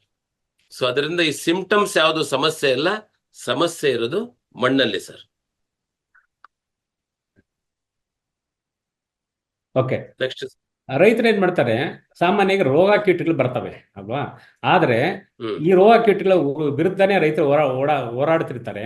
ಆದ್ರೆ ಈ ರೋಗ ಹ್ಮ್ ಕೀಟಗಳು ಮೂಲ ಕಾರಣ ಮಣ್ಣಲ್ಲಿ ಆರಂಭವಾಗ್ತದೆ ಅಂತ ನೀವು ಹೇಳ್ತೀರಿ. ಒಂದ್ ಸ್ವಲ್ಪ ಎಕ್ಸ್ಪ್ಲೇನ್ ಮಾಡ್ತೀರಾ ಸರ್ ಇದನ್ನ? ಎಸ್ ಸರ್, ಡೆಫಿನೆಟ್ ಆಗಿ ಸರ್, ಡೆಫಿನೆಟ್ ಆಗಿ. ಸೊ ಇದು ಬಹಳ ಮಹತ್ಕರವಾದಂತ ವಿಷಯನೂ ಆಗಿದೆ. ಈಗ ನೋಡಿ, ರೋಗ ಕೀಟ ಎಲ್ಲಾ ಬೆಳೆಗಳಲ್ಲೂ ಬರುವಂಥದ್ದು. ಆದ್ರೆ ಒಂದು ಉದಾಹರಣೆ ತಗೊಂಡು ನಾವು ಮಾತಾಡೋದಾದ್ರೆ, ಅರಣ್ಯದಲ್ಲಿ ಎಷ್ಟೋ ಜಾತಿಯ ಮರಗಿಡಗಳಿರ್ತದೆ. ಅಲ್ಲಿ ಯಾರೂ ತಗೊಂಡೋಗಿ ಸ್ಪ್ರೇನೂ ಮಾಡಲಿಲ್ಲ, ಎಂಥದ್ದು ಮಾಡಲಿಲ್ಲ. ಅಲ್ಲಿ ಕೀಟ ಬಾಧೆ ಇಲ್ಲ, ರೋಗ ಬಾಧೆ ಇಲ್ಲ. ಏನ್ ಕಾರಣ ಅಂತ ನಾವು ಪ್ರಶ್ನೆ ಹಾಕ್ಕೊಂಡ್ರೆ, ಅರಣ್ಯದಲ್ಲಿರ್ತಕ್ಕಂಥ ಮಣ್ಣಲ್ಲಿ ಜೀವ ವೈವಿಧ್ಯತೆ ಇದೆ. ಕೋಟ್ಯಾನುಕೋಟಿ ಜೀವರಾಶಿಗಳು, ಉಪಕಾರಿ ಜೀವರಾಶಿಗಳು, ಅಥವಾ ರೈತರ ಕಾರ್ಮಿಕರು ಅಂತ ಹೇಳ್ಬೋದು. ಈಗ ಎರೆಹುಳ ಇರ್ಬೋದು, ಉಪಕಾರಿ ಸೂಕ್ಷ್ಮಾಣುಜೀವಿಗಳಿರ್ಬೋದು, ಪ್ರೋಟೋಸೋವಾ ಇರ್ಬೋದು, ಫಂಗೈ ಇರ್ಬೋದು, ಬೆನಿಫಿಷರಿ, ಇವೆಲ್ಲ ಕೂಡ ರೈತ ಕಾರ್ಮಿಕರು. ಅರಣ್ಯದಲ್ಲೇ ಆ ಕಾರ್ಮಿಕರೆಲ್ಲ ಬದುಕಿದ್ದಾರೆ. ಆ ಬದುಕಿರೋದ್ರಿಂದ ಎಲ್ಲಿ ಅವು ಕೆಲಸ ಮಾಡಿ ಬೆಳೆಗೆ ಬೇಕಾದಂತ ಎಲ್ಲವನ್ನೂ ಪೋಷಕಾಂಶಗಳನ್ನ ಬೇರುಗಳ ಮುಖಾಂತರ ಕೊಡ್ತಾ ಇದೆಯೋ, ಆ ಗಿಡಕ್ಕೆ ರೋಗ ನಿರೋಧಕ ಶಕ್ತಿ ಚೆನ್ನಾಗಿರುತ್ತೆ ಸರ್. ಆ ರೋಗ ನಿರೋಧಕ ಶಕ್ತಿ ಚೆನ್ನಾಗಿದ್ದಾಗ ಗಿಡಗಳಲ್ಲಿ ಆಲ್ಕಲಾಯ್ಡ್ಸ್, ಫ್ಲೇವನಾಯ್ಡ್ಸ್ ಅಂಡ್ ಟರ್ಫಿನಾಯ್ಡ್ಸ್ ಅಂತಕ್ಕಂಥ ರಾಸಾಯನಿಕಗಳನ್ನ ಹೊರಗಡೆ ಬಿಡ್ತವೆ ಸರ್. ಗಿಡ ಆ ಹೊರಗಡೆ ಚಿಮ್ಮತ್ತೆ, ಅಂದ್ರೆ ನಮಗೆ ಬೆವರು ಬರುತ್ತಲ್ವಾ, ಆ ರೀತಿ ಗಿಡದಲ್ಲಿ ಆ ಕೆಮಿಕಲ್ಸ್ ರಿಲೀಸ್ ಆಗ್ತವೆ. ಎಲ್ಲಿ ಆ ಕೆಮಿಕಲ್ಸ್ ರಿಲೀಸ್ ಆಗ್ತದೋ ಆ ಗಿಡಕ್ಕೆ ಬರ್ತಕ್ಕಂಥ ರೋಗಾಣುಗಳು ಮತ್ತು ಕೀಟಗಳನ್ನ ರಿಪಲೆಂಟ್ ಮಾಡುತ್ತೆ, ಅಂದ್ರೆ ವಿಕರ್ಷಿಸುತ್ತದೆ. ಆ ಸ್ಮೆಲ್ಲು ಹತ್ರಕ್ಕೆ ಬರಕ್ಕೆ ಬಿಡಲ್ಲ ಸರ್. ಅದಕ್ಕೆ ಒಂಥರ ಹತ್ರಕ್ಕೆ ಬರಕೋರೆ ಒಂಥರ, ಈಗ ನಮಗೆ ಇಷ್ಟವಾಗಿದ್ದ ಸ್ಮೆಲ್ ಎಲ್ಲಿರುತ್ತೆ ಅಲ್ಲಿಂದ ದೂರ ಹೋಗ್ತೀವಿ ನಾವು. ಸೊ ಅದೇ ರೀತಿ ಆ ರಾಸಾಯನಿಕ ಅದಕ್ಕೆ ದೂರ ಹೋಗೋ ತರ ಮಾಡುತ್ತೆ. ಗಿಡ ತನ್ನನ್ನ ತಾನು ರೋಗಗಳಿಂದ ಮತ್ತು ಕೀಟಗಳಿಂದ ರಕ್ಷಣೆ ಮಾಡ್ಕೊಳ್ಳುವಂತ ಶಕ್ತಿ ಅದಕ್ಕಿರುತ್ತೆ. ಅಂದ್ರೆ ಇದನ್ನ ಕೆಮಿಕಲ್ಸ್ ರಿಲೀಸ್ ಮಾಡೋದ್ರಿಂದ ಅದನ್ನೇ ರೋಗ ನಿರೋಧಕ, ಕೀಟ ನಿರೋಧಕ ಶಕ್ತಿ ಅಂತ ಕರಿತೀರಿ. ಸೊ ಅದರಿಂದ ಅರಣ್ಯದಲ್ಲಿ ಆ ಮೆಕ್ಯಾನಿಸಮ್ ನಡೀತಾ ಇದೆ, ನಮ್ಮ ತೋಟಗಳಲ್ಲಿ ನಡೀತಾ ಇಲ್ಲ. ಯಾಕೆ ನಡೀತಾ ಇಲ್ಲ ಅಂತಂದ್ರೆ, ನಮ್ಮ ಮಣ್ಣಿನಲ್ಲಿ ಆ ಜೀವ ವೈವಿಧ್ಯತೆ ಇಲ್ಲ, ನಮ್ಮ ಬೆಳೆಗಳಲ್ಲಿ ಬೇರುಗಳ ಅಭಿವೃದ್ಧಿ ಚೆನ್ನಾಗಿ ಆಗ್ತಾ ಇಲ್ಲ, ಬಿಳಿ ಬೇರುಗಳು ಅಭಿವೃದ್ಧಿ ಆಗ್ತಾ ಇಲ್ಲ. ಹಂಗಾಗಿ ಪೋಷಕಾಂಶಗಳನ್ನ ಸರಿಯಾಗಿ ತಗೊಳಕ್ಕಾಗದೆ ರೋಗಗ್ರಸ್ತ ಗಿಡಗಳಾಗಿ ಆ ಕೀಟಗಳನ್ನ ಮತ್ತು ರೋಗಗಳನ್ನ ಆಕರ್ಷಣೆ ಮಾಡುತ್ತೆ. ವಿಕರ್ಷಣೆ ಮಾಡೋದು ಬಿಟ್ಬಿಟ್ಟು, ತನ್ನನ್ನ ತಾನು ರಕ್ಷಣೆ ಮಾಡ್ಕೊಳ್ಳೋದು ಬಿಟ್ಬಿಟ್ಟು ಆಕರ್ಷಣೆ ಮಾಡ್ಕೊಳ್ಳೋದು. ಇದಕ್ಕೊಂದು ಬೆಸ್ಟ್ ಉದಾಹರಣೆ ಕೊಡ್ಬೇಕಂತಂದ್ರೆ, ಯಾರಾದ್ರೂ ರೋಗಿಗಳ ಮನೆಯಲ್ಲಿದ್ರೆ ಗಮನಿಸಿ, ಈ ಒಂದು ನೊಣಗಳಿದೆಯಲ್ಲ ಅವ್ರ ಸುತ್ತನೇ ಓಡಾಡ್ತವೆ ಹೆಚ್ಚಿಗೆ. ಅದೇ ರೋಗ ನಿರೋಧಕ ಶಕ್ತಿ ಇರೋನ ಹತ್ರ ಆ ನೊಣಗಳು ಅಷ್ಟು ಕ್ಲೀನ್ ಆಗಿ ಅದು ಹತ್ರಕ್ಕೆ ಬರಲ್ಲ. ಹಂಗಾಗಿ ನಾವು ಗಮನಿಸ್ಬೇಕಾಗಿರೋದು, ನಾವು ಕಣ್ಣಕ್ಕೆ ಕಾಣೋ ನೊಣ ಹೇಳ್ತಾ ಇದ್ದೀನಿ, ರೋಗಾಣುಗಳು ಕಣ್ಣಕ್ಕೆ ಕಾಣಲ್ಲ. ಆ ರೋಗಾಣುಗಳು ಏನ್ ಮಾಡ್ತದೆ, ಮನೆಯಲ್ಲಿ ಯಾರಿಗೆ ರೋಗ ನಿರೋಧಕ ಶಕ್ತಿ ಇರುತ್ತ ಪಟ್ ಅಂತ ಅಟ್ಯಾಕ್ ಮಾಡಿ ಒಂದ್ ಸ್ವಲ್ಪ ವಾತಾವರಣ ಚೇಂಜ್ ಆಗಷ್ಟೊತ್ತಿಗೆ ಅವ್ರಿಗೆ ಜ್ವರ ಬರೋದು, ಕೆಮ್ಮು ಬರೋದು, ನೆಗಡಿ ಬರೋದು, ಇವೆಲ್ಲ ಆಗ್ತದೆ. ಅದೇ ರೀತಿ ಮನೆಗಳಲ್ಲೂ ಆಗ್ತದೆ ಸರ್. ಸೊ ಇಲ್ಲೊಂದು ಪ್ರಶ್ನೆನೂ ಬಂದಂಗಾಯ್ತು, ಮಣ್ಣಿನ ಜೀವ ವೈವಿಧ್ಯತೆ ಅಂದ್ರೆ ಏನಂತಂದ್ರೆ, ಮಣ್ಣಿನಲ್ಲಿ ಕೋಟ್ಯಾನುಕೋಟಿ ಸೂಕ್ಷ್ಮಾಣು ಜೀವಿಗಳು, ಅಂದ್ರೆ ಗಿಡಕ್ಕೆ ಬೇಕಾದಂಥದನ್ನ ತಯಾರು ಮಾಡಿಕೊಡುವಂತ ಸೂಕ್ಷ್ಮಾಣು ಜೀವಿಗಳು ಮತ್ತು ಎರೆಹುಳುಗಳ ಸಂತತಿ ಮಣ್ಣಲ್ಲಿದ್ದರೆ ಅದನ್ನೇ ಮಣ್ಣಿನ ಜೀವ ವೈವಿಧ್ಯತೆ ಅಂತ ಕರೀತಾರೆ. ಅದು ಇದ್ದರೆ ಗಿಡಕ್ಕೆ ರೋಗ ನಿರೋಧಕ ಶಕ್ತಿ. ಅದು ಇಲ್ಲ ಅಂತಂದ್ರೆ ರೋಗಾಣುಗಳ ಸಂಖ್ಯೆ ಜಾಸ್ತಿ ಆಗತ್ತೆ ಮಣ್ಣಲ್ಲಿ. ಅಂದ್ರೆ ಪ್ಯಾಥೋಜನ್ ಲೋಡು ಅಂತಾರೆ. ಈಗ ನಿಮ್ಗೆ ಉದಾಹರಣೆ ಹೇಳ್ಬೇಕಂತಂದ್ರೆ ಅರ್ಥ ಆಗ್ಲಿಕ್ಕೆ, ಸೈನಿಕರು ಬಾರ್ಡರಲ್ಲಿ, ನಮ್ಮ ಬಾರ್ಡರಲ್ಲಿ ನಮ್ಮ ಸೈನಿಕರಿಲ್ಲ ಅಂತಂದ್ರೆ ಇನ್ನೊಂದು ಕಂಟ್ರಿಯವರು ನಮ್ಮ ದೇಶವನ್ನ ಆಕ್ರಮಿಸ್ತಾರೆ, ನಮ್ಮನ್ನ ಏನ್ ಬೇಕಾದ್ರೂ ಡ್ಯಾಮೇಜ್ ಮಾಡ್ತಾರೆ. ಅರ್ಥ ಆಯ್ತಾ? ಆ ಇನ್ನೊಂದು ದೇಶದವ್ರು ನಮ್ಮನ್ನ ಬಂದು ಡ್ಯಾಮೇಜ್ ಮಾಡ್ತಾರ, ಅವು ರೋಗಾಣುಗಳಿದ್ದಂಗೆ. ಸೊ ನಾವಿದ್ರೆ ಉಪಕಾರಿ ಸೂಕ್ಷ್ಮಾಣುಗಳಿದ್ದಂಗೆ, ನಮ್ಮ ಸೈನಿಕರು ಉಪಕಾರಿ ಸೂಕ್ಷ್ಮ ಅಂದ್ರೆ ಪ್ರೊಟೆಕ್ಟ್ ಮಾಡ್ತದೆ, ಅವ್ರ ಈ ಕಡೆ ಬರ್ದಂಗೆ ಪ್ರೊಟೆಕ್ಟ್ ಮಾಡ್ತದೆ. ಅದೇ ರೀತಿ ಮಣ್ಣಲ್ಲಿ ಉಪಕಾರಿ ಜೀವಿಗಳಿದ್ರೆ ರೋಗಾಣುಗಳು ಬರ್ಲಿಕ್ಕೆ ಬಿಡಲ್ಲ, ಗಿಡಗಳನ್ನ ರಕ್ಷಣೆ ಮಾಡ್ತವೆ ಸರ್. Okay, Next. ಕಳೆದ 10 ರಿಂದ 15 ವರ್ಷಗಳಲ್ಲಿ ನಾವು ಏನ್ ಮಾಡಿದೀವಿ, ಅತಿಯಾದ ರಾಸಾಯನಿಕ ಗೊಬ್ಬರಗಳನ್ನು ಉಪಯೋಗಿಸಿದ್ದೀವಿ, ನಾಶಕಗಳನ್ನು ಉಪಯೋಗಿಸಿದ್ದೀವಿ, ಮತ್ತೆ ಹರ್ಬಿಸೈಡ್ಸ್ ನ ರೈತರು ಉಪಯೋಗಿಸ್ತಿದ್ದಾರೆ ಅಲ್ವಾ? ಇದರ ಪರಿಣಾಮ ಸಾಯಿಲ್ ಬಯಾಲಜಿ ಮೇಲೆ ಏನಾಗಿರ್ಬೋದು? ಸರ್ ಆಕ್ಚುಲಿ ನೋಡಿ, ಇಲ್ಲಿ ಏನಂತಂದ್ರೆ ನಮ್ಮ ರೆಕಮೆಂಡೇಶನ್ ಹಂಗೆ ನಡೆದು ಬಂದಿದೆ. ಇದು ಯಾರ್ದು ತಪ್ಪು ಅಂತ ಹೇಳಕ್ ಬರಲ್ಲ, ಅನಿವಾರ್ಯತೆಗಳು ಆ ಸಮೀಕ್ಷೆ ಏನ್ ಬೇಕೋ ಮಾಡಿದ್ದಾರೆ. ಬಟ್ ರೈತರು ಆ ಸಮೀಕ್ಷೆ ಏನು ಕೀಟ ಬಂತು ಮಾಡ್ಲೇಬೇಕು, ನಾನಾದ್ರೂ ಅಷ್ಟೇ, ನೀವಾದ್ರೂ ಯಾರಾದ್ರೂ ಅದು ನಡ್ಕೊಂಡ್ ಬಂದ್ಬಿಟ್ಟಿದಿರಿ. ಬಟ್ ಅದನ್ನ ತಪ್ಪು ಅಂತ ನಾನು ಹೇಳಕ್ ಬರಲ್ಲ. ಸೊ ಆದ್ರೆ ಇವತ್ತು ಅದರ ಇಂಪ್ಯಾಕ್ಟ್, ಅದರ ಫಲನ ನಾವು ಪಡಿತಾ ಇದ್ರಿ ಸರ್. ಗೊತ್ತಿದ್ದು ಗೊತ್ತಿಲ್ಲದೆ ಮಾಡಿದ್ರು ತಪ್ಪು ತಪ್ಪೆ, ಅದಕ್ಕೆ ಪನಿಷ್ಮೆಂಟ್ ತಗೊಳ್ಳೇ ಬೇಕಾಗತ್ತೆ. ಕರ್ಮ ರಿಟರ್ನ್ಸ್ ಅಂತ ಹೇಳ್ತಾರೆ. ನಾನು ಮಾಡಿರೋ ತಪ್ಪನ್ನ ನಾನು ಅನುಭವಿಸ್ಲೇಬೇಕು. ಸೊ ಅದು ನೀವು ಗೊತ್ತಿದ್ದು ಮಾಡಿದ್ಯೋ ಗೊತ್ತಿಲ್ಲದೆ ಮಾಡಿದ್ಯೋ ಅದು ಗೊತ್ತಿಲ್ಲ ಸೃಷ್ಟಿಗೆ. ಸೊ ಹಂಗಾಗಿ ಇಲ್ಲೂ ಅದಾಗಿದೆ. ಅದಕ್ಕೆ ಈ ಒಂದು ಸಾಯಿಲ್ ಬಯಾಲಜಿ ಅಂತಕ್ಕಂಥದ್ದು, ಸಾಯಿಲ್ ಫುಡ್ ವೆಬ್ ಅಂತೀರಿ, ಇದು ಎಷ್ಟು ಇಂಪಾರ್ಟೆಂಟ್ ಅಂತಂದ್ರೆ ಮಣ್ಣಿನ ಆಹಾರ ಸರಪಳಿ.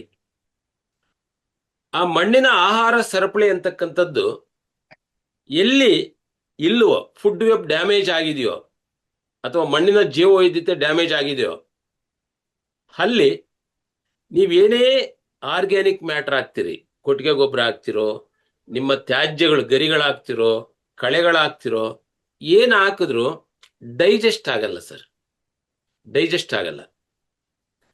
ಯಾವಾಗ ಅದು ಡೈಜೆಸ್ಟ್ ಆಗಲ್ಲೋ ಅದರಲ್ಲಿರ್ತಕ್ಕಂಥ ಪೋಷಕಾಂಶಗಳು ರಿಲೀಸ್ ಆಗಲ್ಲ, ಗಿಡಕ್ಕೇನು ಸಿಗಲ್ಲ.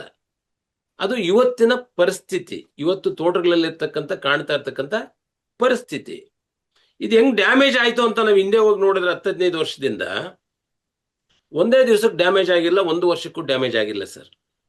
ಬಹಳ ಸಮಯ ತಗೊಂಡಿದೆ ಸರ್, 4-5 ಡೆಕೆಡ್ಸ್ ತಗೊಂಡಿದೆ, 40 ರಿಂದ 50 ವರ್ಷ ತಗೊಂಡಿದೆ ಅದನ್ನ ಪೂರ್ತಿ ಡ್ಯಾಮೇಜ್ ಆಗ್ಲಿಕ್ಕೆ.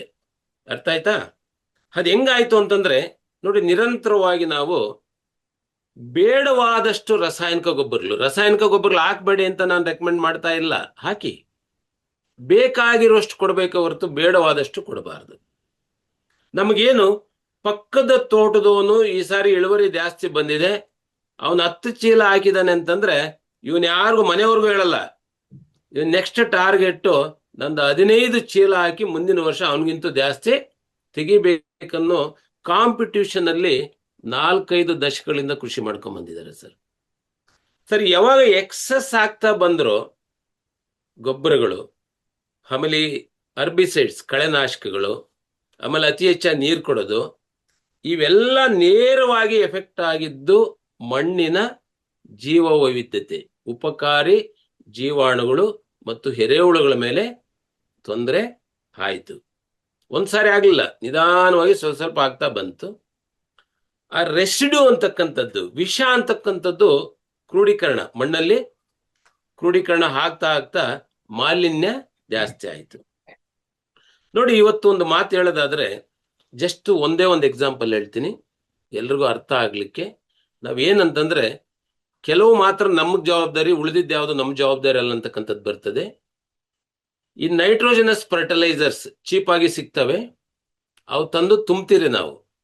ಅದು ತುಂಬಿದಾಗ ಏನಾಗತ್ತೆ ಅಂತಂದ್ರೆ ಆ ನೈಟ್ರೋಜನ್ ನಲ್ಲಿ ಗಿಡಕ್ಕೆ ಸಿಗ್ತಕ್ಕಂಥದ್ದು, ನೀವು ಕೊಡ್ತಕ್ಕಂಥದ್ರಲ್ಲಿ ಅರೌಂಡ್ ಒಂದು 40%, 40 ರಿಂದ 50% ಸಿಗತ್ತೆ. ಉಳಿದ ಅರ್ಧದಷ್ಟು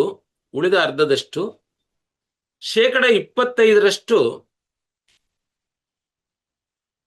ನೈಟ್ರೇಟ್ ಆಗಿ ಮಣ್ಣಿನಲ್ಲಿ ನೀರಿನ ಜೊತೆ ಮಿಕ್ಸ್ ಆಗಿ ಹೋಗುತ್ತೆ.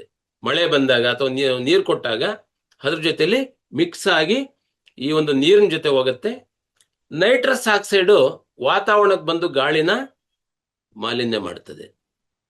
ಇವತ್ತು ಗಾಳಿನೂ ಮಾಲಿನ್ಯ ಆಯಿತು, ನೀರು ಮಲಿನ ಆಗಿ, ನೀವು ಇತ್ತೀಚೆಗೆ ನೀವು ಗಮನಿಸ್ತಾ ಇರ್ಬೋದು 10 ಕುಟುಂಬಗಳಲ್ಲಿ ಒಂದು ಕುಟುಂಬದಲ್ಲಿ ಒಬ್ಬರು ಕ್ಯಾನ್ಸರ್ ಪೇಷಂಟ್ ಐಡೆಂಟಿಫೈ ಆಗ್ತಾ ಇದ್ದಾರೆ. ರೀಸನ್ ಏನಂತಂದ್ರೆ ಈ ಕೆಮಿಕಲ್ ಫರ್ಟಿಲೈಸರ್ಸ್ ನಾವೇನ್ ಆಗ್ತಾ ಇದ್ರೆ ನೈಟ್ರೋಜನಸ್ ಫರ್ಟಿಲೈಸರ್ಸ್ ಅದು ಕಂಪ್ಲೀಟ್ ನೀವು ಫಿಲ್ಟರ್ ಮಾಡಿದ್ರು ಕ್ಲೀನ್ ಆಗದೆ ಇರುವಂತ ಒಂದು ನೈಟ್ರೇಟ್.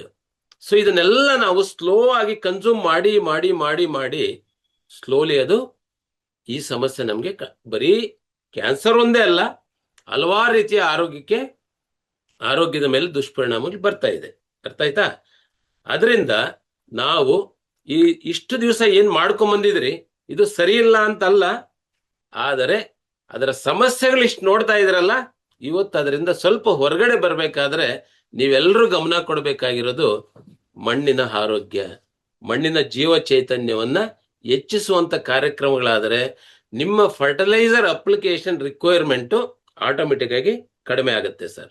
ಸೊ ಈ ತರ ಮಾಡ್ಕೊಳ್ಳೋದ್ರಿಂದ ನಿಮ್ಮ ಮಣ್ಣಿನ ಜೀವವೈವಿಧ್ಯತೆ ಹೆಚ್ಚಾಗುತ್ತೆ ಸರ್. Yes sir.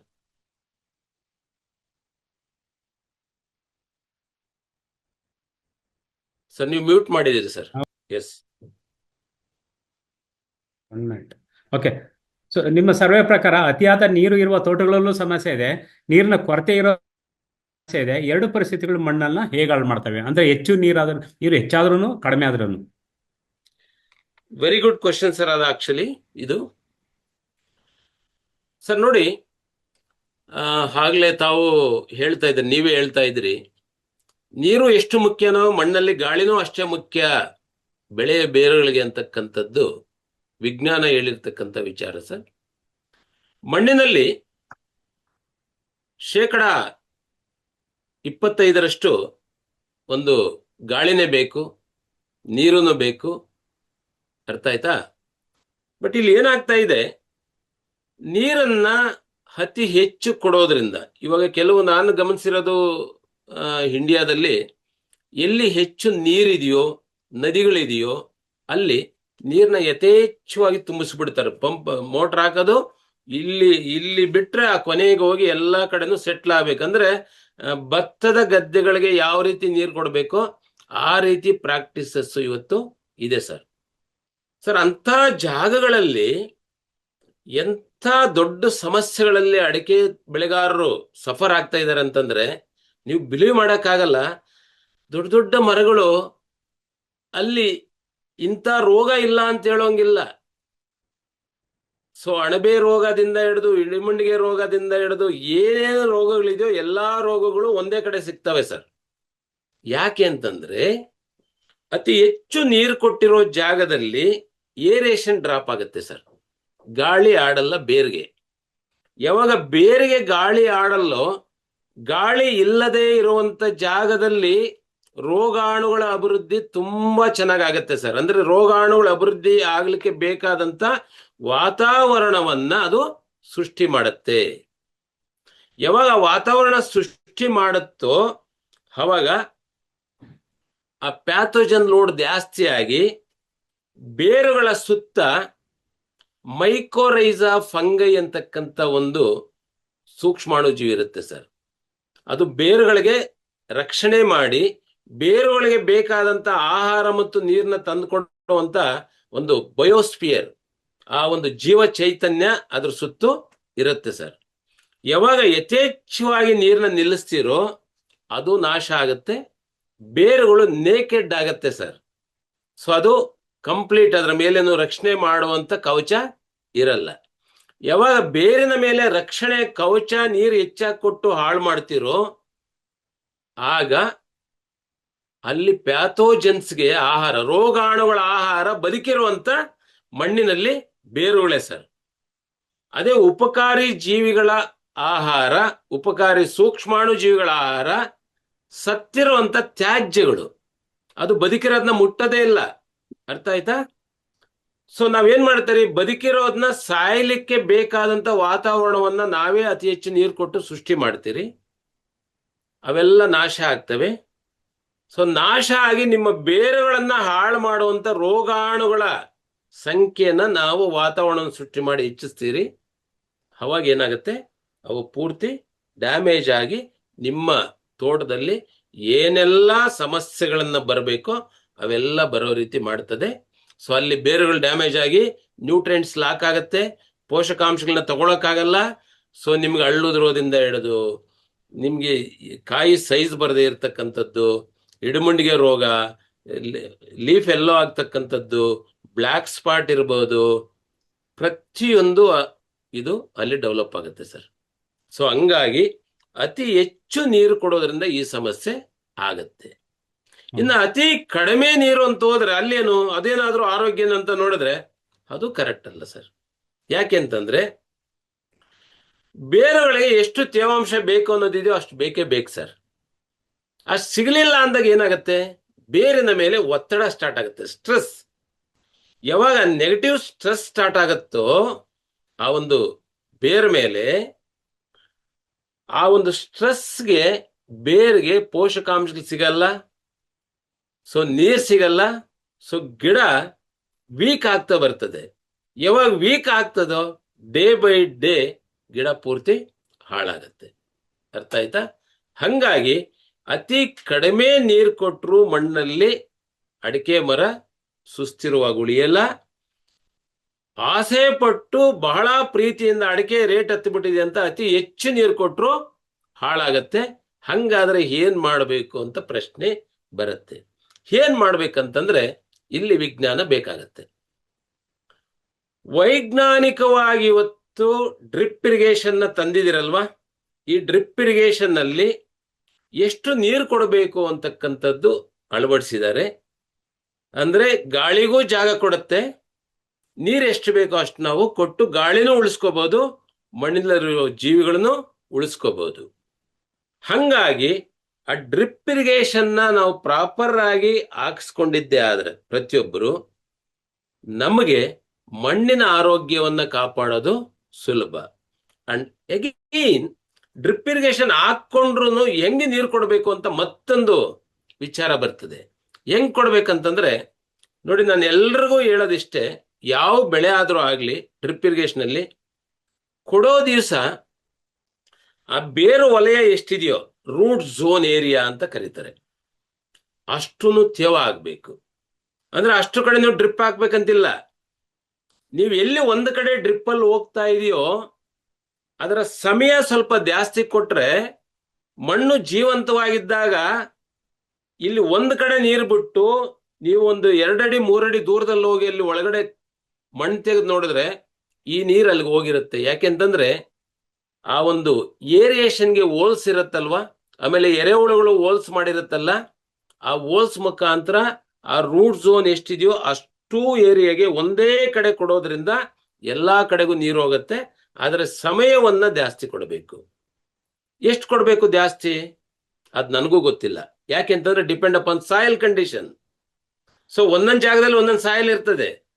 ಸೊ ಹಂಗಾಗಿ ನೀವೇ ಸ್ಟಡಿ ಮಾಡಬೇಕು, ಎಷ್ಟು ಅವರ್ ಕೊಟ್ರೆ ಆ ಏರಿಯಾ ಎಲ್ಲ ಒಳಗಡೆ ತೇವ ಆಗತ್ತೆ, ಎಲ್ಲಾ ಬೇರಿಗೂ ತೇವಾಂಶ ಸಿಗತ್ತೆ ಅಂತ ನೋಡಿ ಅದು ಚೆನ್ನಾಗಿ ಕೊಟ್ಟ ಮೇಲೆ ಅದು 3 ಅವರ್ಸ್ ಕೊಡಬೇಕು, 8 ಅವರ್ಸ್ ಕೊಡಬೇಕು, 10 ಅವರ್ಸ್ ಕೊಡಬೇಕು, ಆ ಸ್ಪಾಟ್ ಅಲ್ಲಿ ನೋಡಿ ಅನಲೈಸ್ ಮಾಡಿ ತೀರ್ಮಾನ ತಗೊಂಡು ನಂತರ ಕೊಟ್ಟಾದ ಮೇಲೆ ಅಗೈನ್ ಗ್ಯಾಪ್ ಸ್ವಲ್ಪ ಜಾಸ್ತಿ ಕೊಡಬೇಕು. ನೀವು ಡೈಲಿ 1 ಅವರ್ 2 ಅವರ್ ಆನ್ ಮಾಡಕ್ ಹೋಗ್ಬೇಡಿ, ಗ್ಯಾಪ್ ಕೊಡಿ. ಗ್ಯಾಪ್ ಕೊಟ್ಟು ಸ್ವಲ್ಪ ಮಣ್ಣು ಡ್ರೈ ಆಗ್ಬೇಕು. ನೆಕ್ಸ್ಟ್ ನೀರು ಕೊಟ್ಟಾಗ ಯಾವತ್ತು ಡ್ರಿಪ್ ಅಲ್ಲಿ ನೀರು ಕೊಟ್ರೆ ನೀರು ಮಣ್ಣು ಮೇಲೆ ಹರಿಬಾರ್ದ್ರಿ. ಇಷ್ಟೇ, ನೀರು ಮಣ್ಣು ಮೇಲೆ ಹರಿತಾ ಇದೆ ಅಂತಂದ್ರೆ ಅಲ್ಲಿ ಸಾಯಿಲ್ ಡೆಡ್ ಆಗಿದೆ ಅಂತ ಅರ್ಥ. ನೀರು ಎಲ್ಲಿ ಬಿಡ್ತಾ ಇದೆ ಅದು ಅಲ್ಲೇ ಸುಮ್ಮನೆ ಹೋಗ್ತಾ ಇರ್ಬೇಕು, ಒಳಗಡೆ ಹೋಗ್ತಾ ಇರ್ಬೇಕು. ಆ ಡ್ರಿಪ್ ಅಲ್ಲಿ ಕೊಟ್ಟಿದ್ದು ಅದೇ ಸ್ಪಾಟ್ ಅಲ್ಲೇ ಒಳಕೋಬೇಕು. ಸೊ ಆ ತರ ಇದನ್ನ ಕ್ರಿಯೇಟ್ ಮಾಡ್ಬೇಕಾದ್ರೆ ನೀವು ಡ್ರೈ ಮಾಡಬೇಕು, ಫುಲ್ ವೆಟ್ ಮಾಡಬೇಕು, ಡ್ರೈ ಮಾಡಬೇಕು, ವೆಟ್ ಮಾಡಬೇಕು. ಅದು ಬಿಟ್ಟು ನೀವು ಅವೈಜ್ಞಾನಿಕವಾಗಿ ಸುಮ್ಮನೆ ನೀರ್ನ ಹರಿಸೋದು ಮಾಡೋದು, ಮಣ್ಣೆಲ್ಲ ಗಟ್ಟಿ ಆಗೋದು, ಯಥೇಚ್ಛ ನೀರು ಕೊಟ್ಟು ಬೇರುಗಳಿಗೆ ಉಸಿರಾಟ ಇಲ್ಲದೆ ಈ ತರ ಡ್ಯಾಮೇಜ್ ಮಾಡ್ಕೊಳ್ಳೋದು ಮಾಡೋದ್ರಿಂದ ನಿಮ್ಮ ಕನಸು ನನ್ಸಾಗಲ್ಲ. ನಿಮ್ಗೇನು ಉತ್ತಮವಾದ ಇಳುವರಿ ಬರಬೇಕು, ಬರಲ್ಲ. ರೋಗ ಮುಕ್ತ ಕೀಟ ಮುಕ್ತ ಹಾಗಲ್ಲ. ಎಲ್ಲಕ್ಕೂ ನೀವೇ ವೆಲ್ಕಮ್ ಮಾಡ್ದಂಗಾಗತ್ತೆ, ಸಮಸ್ಯೆನ ಹೆಚ್ಚಿಸ್ಕೊಂಡಂಗಾಗತ್ತೆ. ಅಂಡ್ ಆಲ್ಸೋ ಡ್ರಿಪ್ ಇನ್ನೊಂದು ವಿಷಯದಲ್ಲಿ ಯಾಕೆ ಒಂದು ಇಂಪಾರ್ಟೆಂಟ್ ಅಂತಂದ್ರೆ, ನೀರು ಪ್ರಕೃತಿಯ ಬಹಳ ಮುಖ್ಯವಾದಂತ ಸಂಪನ್ಮೂಲ. ನಾವು ಬಳಸಬೇಕು, ನಮ್ಮ ಮಕ್ಕಳಿಗೂ ಬಿಟ್ಟು ಹೋಗ್ಬೇಕು. ಅರ್ಥ ಆಯ್ತಾ?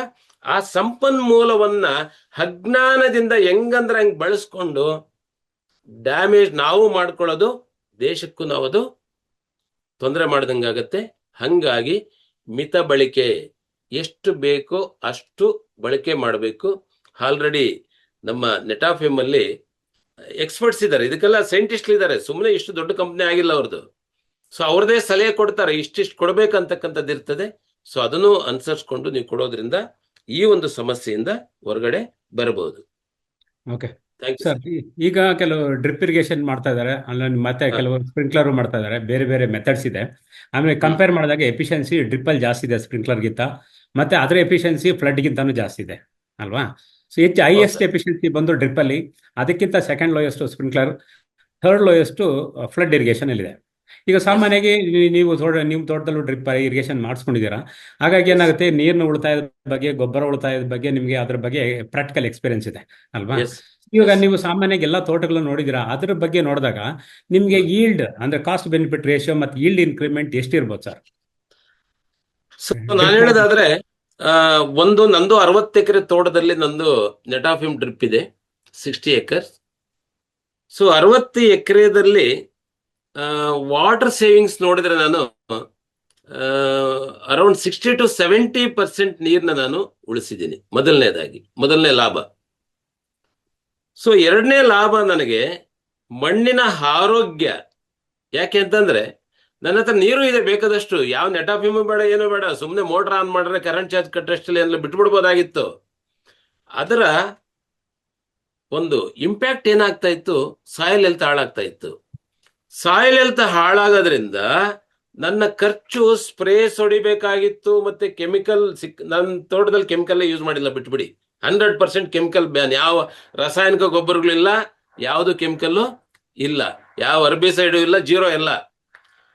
ಇದೆಲ್ಲ ದುಡ್ಡು ಪೂರ್ತಿ ಉಳಿದೈತಲ್ಲ ನನಗೆ, ಅರ್ಥ ಆಯ್ತಾ? ಇಲ್ಲಿ ನೋಡಿ, ಇಂಪಾರ್ಟೆಂಟ್ ಆಯ್ತು, ಅದ್ರ ದುಡ್ಡು ಕೊಟ್ಟು ತರೋಣ, ಅದನ್ನ ಅಪ್ಲೈ ಮಾಡ್ಲಿಕ್ಕೆ ಅಗೈನ್ ಲೇಬರ್. ಎಂತ ಹೆಡೇಕ್ ಅಂತಂದ್ರೆ ಇವತ್ತು ಲೇಬರ್ದು ದೊಡ್ಡ ಸಮಸ್ಯೆ. ಇವತ್ತು ನಾನು ಡ್ರಿಪ್ ಹಾಕೊಂಡಿರೋದ್ರಿಂದ ನೀರು ಉಳಿಯಿತು, ಮಣ್ಣಿನ ಆರೋಗ್ಯ ಉಳಿಯಿತು. ಸೊ ಆರೋಗ್ಯದ ಜೊತೆಗೆ ಲೇಬರ್ ಟೆನ್ಷನ್ ಕಡಿಮೆ ಆಯ್ತು. ವೆರಿ ವೆರಿ ಇಂಪಾರ್ಟೆಂಟ್ ಇದು, ಅರ್ಥ ಆಯ್ತಾ? ಸೊ ಲೇಬರ್ ಟೆನ್ಷನ್ ಕಡಿಮೆ ಆಯ್ತು, ಅದನ್ನ ಖರೀದಿ ಮಾಡ್ಕೊಂಬರೋ ದುಡ್ಡು ಉಳಿಯಿತು, ಆಮೇಲೆ ಗಿಡ ಆರೋಗ್ಯವಾಗಿದೆ, ಹೀಲ್ಡು ಚೆನ್ನಾಗಿ ಬರ್ತಾ ಇದೆ. ಅಂದ್ರೆ ಇದು ಯಾವುದು ಒಂದು ಬದಲಾವಣೆ, ಒಂದು ಸಣ್ಣ ಬದಲಾವಣೆ, ಡ್ರಿಪ್ ಅನ್ನೋದು ಸಣ್ಣ ಬದಲಾವಣೆ ಅಂತ ಇಟ್ಕೋಣ, ಬಟ್ ದೊಡ್ಡ ಲಾಭ ಪಡುವಂತ ಅವಕಾಶಕ್ಕೆ ನೀವು ಕೈ ಹಾಕ್ದಂಗೆ. ಒಂದು ಡ್ರಿಪ್ ಹಾಕಿದ್ರೆ ಮಲ್ಟಿಪಲ್ ಬೆನಿಫಿಟ್ಸ್, 1-2 ಬೆನಿಫಿಟ್ಸ್ ಅಲ್ಲ, ಅಂಡ್ ಆಲ್ಸೋ ನೇಷನ್ಗೆ ಒಂದು ವೆರಿ ಗುಡ್ ಕಾಂಟ್ರಿಬ್ಯೂಷನ್ ಇದು. ಯಾಕಂದ್ರೆ ನೀವು ಈ ನೀರ್ನ ಉಳಿಸ್ತಾ ಇದ್ದೀರಿ ಅಂತಂದ್ರೆ ದೇಶಕ್ಕೆ ಕೊಡುವಂತ ದೊಡ್ಡ ಕೊಡುಗೆ. ರಾಸಾಯನಿಕಗಳನ್ನ ಖರೀದಿ ಮಾಡೋದು ಕಡಿಮೆ ಮಾಡ್ತಾ ಇದ್ದೀರಿ ಅಂತಂದ್ರೆ ಇದಕ್ಕಿಂತ ದೊಡ್ಡ ಕೊಡುಗೆ ದೇಶಕ್ಕೆ ಇನ್ಯಾವುದು ಇಲ್ಲ. ಅಂಡ್ ಆಲ್ಸೋ ಮಣ್ಣಿನ ಜೀವ ವೈವಿಧ್ಯತೆಯನ್ನ ಸೃಷ್ಟಿ ಮಾಡ್ತಾ ಇದ್ದೀರಿ ಅಂತಂದ್ರೆ ಇದೊಂದು ನೋಬೆಲ್ ವರ್ಕ್ ಅಂತ ನಾನು ಹೇಳಲಿಕ್ಕೆ ಇಷ್ಟಪಡ್ತೀನಿ. ನೀವು ರೈತರಲ್ಲ, ಇದು ನೋಬೆಲ್ ವರ್ಕ್, ಅರ್ಥ ಆಯ್ತಾ? ಅಂದ್ರೆ ನೋಡಿ, ನಾವು ಮಾಡುವಂತ ಯಾವುದೇ ಕೆಲಸದಲ್ಲಿ ದೇವ್ರು ಕಾಣ್ಬೋದು ಅಂತ ಹೇಳ್ತಾರಲ್ಲ, ಇಲ್ಲಿ ಕಾಣ್ಬೋದಪ್ಪ. ಕೋಟಿ ಕೋಟಿ ಜೀವರಾಶಿಗಳನ್ನ ಉಳಿಸಿ ಆ ಜೀವರಾಶಿಗಳ ಸಂತೋಷ ಬದುಕುವಂಥದ್ದು, ಆ ವೈಬ್ರೇಷನ್ಸ್, ಆ ಒಂದು ವಿಶಸ್ಸು ನಿಮಗ್ ಬಂದ್ರೆ ಇನ್ನು ಅದಕ್ಕಿಂತ ದೊಡ್ಡ ಕೊಡುಗೆ ಇನ್ಯಾವುದೂ ಇಲ್ಲ. ಇವ್ರು ಇವತ್ತೇನು ವೆಬಿನಾರ್ ಮಾಡಿಸ್ತಾ ಇದ್ದಾರೆ, ಈ ವೆಬಿನಾರ್ ಇಂದ ಒಂದು ಸಣ್ಣ ಬದಲಾವಣೆ ನಿಮ್ಮ ತಲೆಯಲ್ಲಿ ತಗೊಳ್ಳೋದ್ರಿಂದ ಎಷ್ಟು ಕೆಲಸ ಮಾಡ್ಬೋದ್ರಿ. ಜನ ಹೇಳ್ತಾರೆ ನನ್ನ ಹತ್ರ ಏನಿದೆ ಕೊಡೋಕೆ ಅಂತ. ನೀವು ಮಾಡೋ ಕೆಲಸನೇ ದೇಶಕ್ಕೆ ದೊಡ್ಡ ಕೊಡುಗೆ, ಅದನ್ನೇ ಕರೆಕ್ಟಾಗಿ ಮಾಡಿ. ರೈಟ್? ಇದು ಲಾಸ್ಟ್ ಕ್ವಶನ್ ಸರ್ ಇದು. ಸೊ ಇಂದು ಲಾಸ್ಟ್ ಕ್ವಶನ್, ಕೊನೆಯ ಕ್ವಶನ್. ಓಕೆ, ಇಂದು ಅಡಿಕೆ ರೈತರಿಗೆ ನೀವು ಕೇವಲ ಒಂದೇ ಒಂದು ಸಲಹೆ ನೀವು ನೀಡಬೇಕಾದ್ರೆ, ಸುಮಾರು ಸಲಹೆಗಳನ್ನು ಕೊಟ್ಟಿದ್ದಾರೆ, ನೀಡಬೇಕಾದ್ರೆ ಉತ್ತಮ ಇಳುವರಿ, ಕಡಿಮೆ ರೋಗ, ಕಡಿಮೆ ವೆಚ್ಚ ಮತ್ತು ದೀರ್ಘಕಾಲೀನ ಮಣ್ಣಿನ ಆರೋಗ್ಯಕ್ಕಾಗಿ ಮೊದಲನೇ ಹೆಜ್ಜೆ ಏನಾಗಿರ್ಬೇಕು? ಹೇಳ್ತೀನಿ ಸರ್, ಒಂದೊಂದಾಗಿ ಒಂದಷ್ಟು ಇದೆ, ಅದ್ರದ್ದು ಕ್ಲಿಯರ್ ಆಗಿ ಹೇಳ್ತೀನಿ. ವೆರಿ ಇಂಪಾರ್ಟೆಂಟ್ ಕ್ವಶನ್ಸ್ ತಗೋಣ ರೈತರದು. ಆಗ್ಲಿ ಸರ್. ಸರ್, ಇವತ್ತು ಮೊದಲನೇ ಹೆಜ್ಜೆ ಅಂತ ಕೇಳಿದ್ರಿ. ಮೊದಲಲ್ಲ, ಒಂದು ಹಲವಾರು ಹೆಜ್ಜೆಗಳಿದೆ, ಅದನ್ನ ಕ್ಲಿಯರ್ ಮಾಡ್ತೀನಿ. ಫಸ್ಟ್ ಆಫ್ ಆಲ್ ಏನಂತಂದ್ರೆ, ಪ್ರತಿಯೊಬ್ಬರಿಗೂ ಒಂದು ಅವೇರ್ನೆಸ್ ಕೊಡಬೇಕಾಗಿರ್ತಕ್ಕಂಥದ್ದು ಸಾಯಿಲ್ ಆರ್ಗ್ಯಾನಿಕ್ ಕಾರ್ಬನ್ನ ಮಣ್ಣಲ್ಲಿ ಹೆಚ್ಚಿಸಿಕೊಳ್ಳುವಂತ ಒಂದು ಕಾರ್ಯ ಯೋಜನೆ ನಿಮ್ಮದಾಗಬೇಕು. ಅದಾದ್ಮೇಲೆ ಎರಡನೇದು, ಪ್ರತಿಯೊಂದು ತೋಟದಲ್ಲೂ ಎರೆಹುಳುಗಳ ಸಂತತಿ ಎಷ್ಟು ಬೆಳೀತದೋ ನಿಮ್ಮ ಸಂಪತ್ತು ಅಷ್ಟೇ ಬೆಳೀತದೆ. ಅದ ಕಡೆ ಎಲ್ಲರೂ ಗಮನ ಕೊಡ್ಲೇಬೇಕು. ಎರೆಹುಳುಗಳನ್ನ ನಾಶ ಮಾಡಿ ಯಾವ ಕಾರಣಕ್ಕೂ ಉತ್ತಮವಾದ ಜೀವನ ಮಾಡ್ಲಿಕ್ಕೆ ಸಾಧ್ಯ ಇಲ್ಲ. ಅದಾದ್ಮೇಲೆ ಮಣ್ಣಿನ ಮೇಲೆ ತೋಟದಲ್ಲಿ ಓಡಾಡುವಾಗ ಮಣ್ಣು ಮೆತ್ತಗೆ ಇರೋ ತರ ನೋಡ್ಕೋಬೇಕು. ಆಮೇಲೆ ಮಣ್ಣು ಡ್ರಿಪ್ಪಲ್ಲಿ ಕೊಟ್ಟಾಗ ನೀರು ಒಳಗಡೆ ಇಳಿತಾ ಇದೆಯಲ್ಲ ಅಂತಕ್ಕಂಥದ್ದು ನೋಡ್ಕೋಬೇಕು. ಸೊ ಬೇರುಗಳ ಬಳಿ feeder roots, white roots develop ಆಗ್ತಾ ಇದೆಯಲ್ಲ ಅಂತ ನೋಡ್ಕೋಬೇಕು. ಆಮೇಲೆ ಮಣ್ಣಲ್ಲಿ ಆ ಸಾಯಿಲ್ ಬಯಾಲಜಿ ಅಂತ ಏನ್ ಹೇಳಿದ್ರು ಅದು ಜೀವಂತವಾಗಿ ಇದೆಯಾ ಇಲ್ಲ ಅಂತಕ್ಕಂಥದ್ನ ನೀವು ನೋಡ್ಕೋಬೇಕು. ಸೊ ಎರಡನೇ ಹೆಜ್ಜೆ, ಇದು ಮೊದಲನೇ ಹೆಜ್ಜೆ. ಸೊ ಎರಡನೇ ಹೆಜ್ಜೆ ಅಂತಂದ್ರೆ ಸಾಯಿಲ್ ಬಯಾಲಜಿ ಅಂತ ಹೇಳಿದ್ನಲ್ಲ, ಮಣ್ಣಿನ ಜೀವ ವೈವಿಧ್ಯನ ಹೆಚ್ಚಿಸ್ಕೊಳ್ಳಿ, ಎರೆಹುಳುಗಳು ಹೆಚ್ಚಿಸ್ಕೊಳ್ಳಿ, ಅರ್ಬಿಸೈಡ್ಸ್ ಹೊಡಿಬೇಡಿ. ಸೊ ಬೇರುಗಳ ಆರೋಗ್ಯನ ಕಾಪಾಡ್ಕೊಳ್ಳಿ. ಸೊ ಮೂರನೇ ಹೆಜ್ಜೆ ಏನಂತಂದ್ರೆ, ನೀರನ್ನು ಹೆಚ್ಚು ಕೊಟ್ಟರು ಸಮಸ್ಯೆನೆ, ಕಡಿಮೆ ಕೊಟ್ಟರು ಸಮಸ್ಯೆನೆ. ಸರಿಯಾದ ಪ್ರಮಾಣದಲ್ಲಿ ನೀರು ಕೊಡ್ಲಿಕ್ಕೆ ಸರಿಯಾದ ಸಮಯದಲ್ಲಿ ಸರಿಯಾದ ಸ್ಥಳದಲ್ಲಿ. ಇದಕ್ಕಾಗಿ ಡ್ರಿಪ್ ಇರಿಗೇಷನ್ ನನ್ನ ಪ್ರಕಾರ ಇವತ್ತು ದೇಶದ ಡ್ರಾಟ್ ಆಲ್ರೆಡಿ ಸ್ಟಾರ್ಟ್ ಆಗಿದೆ. ದೇಶದ ಪರಿಸ್ಥಿತಿ ನೋಡಿದಾಗ ಇದನ್ನ ಒಂದು ಮ್ಯಾಂಡೇಟರಿ ಅಂದ್ಕೊಂಡ್ರೆ ಒಳ್ಳೇದು. ಕಂಪಲ್ಸರಿ ಡ್ರಿಪ್ ಮಾಡಿಸ್ಲೇಬೇಕಂತ ತೀರ್ಮಾನಕ್ಕೆ ಬರೋದು ಬಹಳ ಒಳ್ಳೇದು. ಸೊ 4th ಸ್ಟೆಪ್ ಏನಂತಂದ್ರೆ, ಸೊ ಹೆಚ್ಚು ಗೊಬ್ಬರ ಹಾಕುವಂತ, ಅಂದ್ರೆ ನಾವು ಗೆಲ್ಲಬೇಕಾದ್ರೆ ಹೆಚ್ಚು ಗೊಬ್ಬರ ಹಾಕಿ ಹೆಚ್ಚು ಸ್ಪ್ರೇ ಮಾಡಿ ಗೆಲ್ಲಲಿಕ್ಕೆ ಸಾಧ್ಯ ಇಲ್ಲ. ನಾವು ಗೆಲ್ಲಬೇಕಾದ್ರೆ ಮಣ್ಣಿನ ಜೀವ ವೈವಿಧ್ಯತೆಯನ್ನ ಉಳಿಸ್ಕೊಳ್ತಾ ಗೆಲ್ಲಲಿಕ್ಕೆ ಸಾಧ್ಯ ಇದೆ. ಇದು 4ನೇ ಸ್ಟೆಪ್ಪು. ಸೊ ಈ ತರ ಓವರ್ ಆಲ್ ಮಣ್ಣಿನ ಆರೋಗ್ಯವನ್ನ ಹೆಚ್ಚಿಸ್ಕೊಳ್ಳಿಕ್ಕೆ ಬೇಕಾದಂತ ಕಾರ್ಯ ಯೋಜನೆಗಳನ್ನ ನೀವು ರೂಪಿಸ್ಕೊಳ್ಳೋದ್ರಿಂದ 100% ಕೃಷಿಯಲ್ಲಿ ನಂಬರ್ 1 ಆಗುವಂತ ಎಲ್ಲಾ ಸಮಯನೂ ಬಂದ್ಬಿಟ್ಟಿದೆ. ಬಟ್ ವಿಜ್ಞಾನದ ಜೊತೆ ಅಜ್ಞಾನದ ಜೊತೆ ಕೃಷಿಯಲ್ಲಿ ನಂಬರ್ 1 ಆಗ್ಲಿಕ್ಕೆ ಆಗಲ್ಲ. ಇಂಥ ವೆಬ್ನಾರ್ಸ್ ಒಂದು ತಿಳ್ಕೊಂಡ್ಬಿಟ್ಟು ನನಗೆಲ್ಲ ಗೊತ್ತಿದೆ ಅಂತ ನೀವು ದಯವಿಟ್ಟು ಕೊಚ್ಕೋಬೇಡಿ, ಸಾಧ್ಯ ಇಲ್ಲ. 14 ವರ್ಷದಿಂದ ನಾನು ಹೇಳ್ತಾ ಇದ್ದೀನಿ, ಮಾಡ್ತಾ ಇದ್ದೀನಿ, ಆದ್ರೂ ನನಗೂ ಇನ್ನೂ ಗೊತ್ತಿರೋ ಸ್ವಲ್ಪನೇ. ಸೊ ನನಗೆ ಗೊತ್ತಿರೋ ಸ್ವಲ್ಪ ನಿಮ್ಗೆ ಹೇಳ್ತಾ ಇದ್ದೀನಿ, ಇಷ್ಟಕ್ಕೆ ನಿಮಗೆ ಪೂರ್ತಿ ಗೊತ್ತಿದೆ ಅಂತ ಅನ್ಕೊಳಕ್ ಹೋಗ್ಬೇಡಿ. ನಿರಂತರವಾಗಿ ಇಂಥ ಸಂಸ್ಥೆಗಳ ಜೊತೆಯಲ್ಲಿ ಸಂಪರ್ಕ ಸಾಧಿಸ್ಬೇಕು. ಆ ಸಂಪರ್ಕ ಸಾಧಿಸಿದ್ರೆ, ನಿರಂತರವಾಗಿ ಇನ್ಪುಟ್ ನಿಮ್ಗೆ ಸಿಕ್ಕಿದ್ರೆ ನೀವು 100% ಕೃಷಿಯಲ್ಲಿ ಗೆಲ್ಲಬಹುದು, ದೇಶಕ್ಕೆ ಒಳ್ಳೆ ಕೊಡುಗೆ ಕೊಡ್ಬೋದು, ನೀವು ಚೆನ್ನಾಗಿರ್ಬೋದು. Thank you sir. Okay, thank you sir. ಇದನ್ನೆಲ್ಲ ಹೇಳ್ತಾ ಕಲಿಕೆ ನಿರಂತರ ಅಂತಾನು ಸ್ಟ್ರೆಸ್ ಮಾಡಿದ್ದೀರಾ. ಹಂಗಾಗಿ Yes, ಇದು sir. Change dynamic. ಅದು ಯಾವಾಗಲೂ ಕಲಿಯೋದಿರುತ್ತೆ, ಎಲ್ಲ ಪರಿಸ್ಥಿತಿಯಲ್ಲೂ ಕಲಿಯೋದಿರುತ್ತದೆ. ಹಾಗಾಗಿ ಕಲಿಕೆ ಅನ್ನೋದು ಡೈನಾಮಿಕ್ ಅಂಡ್ ಕಾನ್ಸ್ಟೆಂಟ್, ಇದು ನಿರಂತರ ಇರುತ್ತೆ. ಈಗ ರೈತರ Yes, sir. ಕ್ವಶನ್ ತಗೊಳ್ಳೋಣ ಸರ್. Yes, ಕಿರಣ್. sir. ಆ, ಧನ್ಯವಾದಗಳು ಸರ್. ಕಳೆದ 1 ಗಂಟೆ ಬಹಳ ಉಪಯುಕ್ತವಾದ ಮಾಹಿತಿಯನ್ನ ನಮ್ಮ ನಾಡಿನ ರೈತ ಬಂಧುಗಳಿಗೆ ನೀವು ತಿಳಿಸಿದ್ದೀರಾ. ಈ ವೆಬಿನಾರ್ ಮುಗಿದ್ಮೇಲೆ ಖಂಡಿತ ರೈತರ ಒಂದು ಮೈಂಡ್ ಸೆಟ್ ಚೇಂಜ್ ಆಗಿ ಮಣ್ಣಿನ ಇಂಪಾರ್ಟೆನ್ಸ್, ಆಮೇಲೆ ನೀರಾವರಿ ಬಗ್ಗೆ ಅವರು ಡೆವಲಪ್ ಆಗ್ತಾರೆ ಅಂತ ಭಾವಿಸಿ, ಸರ್ ರೈತರ ಪ್ರಶ್ನೆಗಳನ್ನ ತಗೋತಾ ಇದ್ದೀವಿ. Yes, sir. ಸರ್ ಗಿರೀಶ್ ಮತ್ತು ನವೀನ್ ಅವ್ರು ಕೇಳ್ತಾ ಇದ್ದಾರೆ, ಅಡಿಕೆ ಜೊತೆ ಕಾಫಿ ಮತ್ತು ಮೆಣಸನ್ನ ಬೆಳಿಬೋದಾ ಅಂತ. Very good question. ಸೊ ನಾನು ಸಲಹೆ ಕೊಡೋದಾದ್ರೆ, ನನ್ನ ಸರ್ವೆ, ನನ್ನ ಅನುಭವ ಆಧರಿಸಿ ನಾನು ಮಾತಾಡೋದಾದ್ರೆ, ಪೆಪ್ಪರ್ ಅನ್ನೋದು ಬಹಳ ಒಳ್ಳೆ ಬೆಳೆ.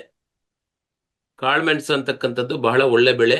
ಅದು ಹಾಕೋದ್ರಿಂದ ಒಂದು ಫ್ಯೂಚರಲ್ಲಿ ಅಡಿಕೆ ನಾಳೇನಾದ್ರೂ ರೇಟ್ ಫ್ಲಕ್ಚುಯೇಷನ್ ಆದರೂ ಇವ್ರು ಎದುರ ಅವಶ್ಯಕತೆ ಇಲ್ಲ.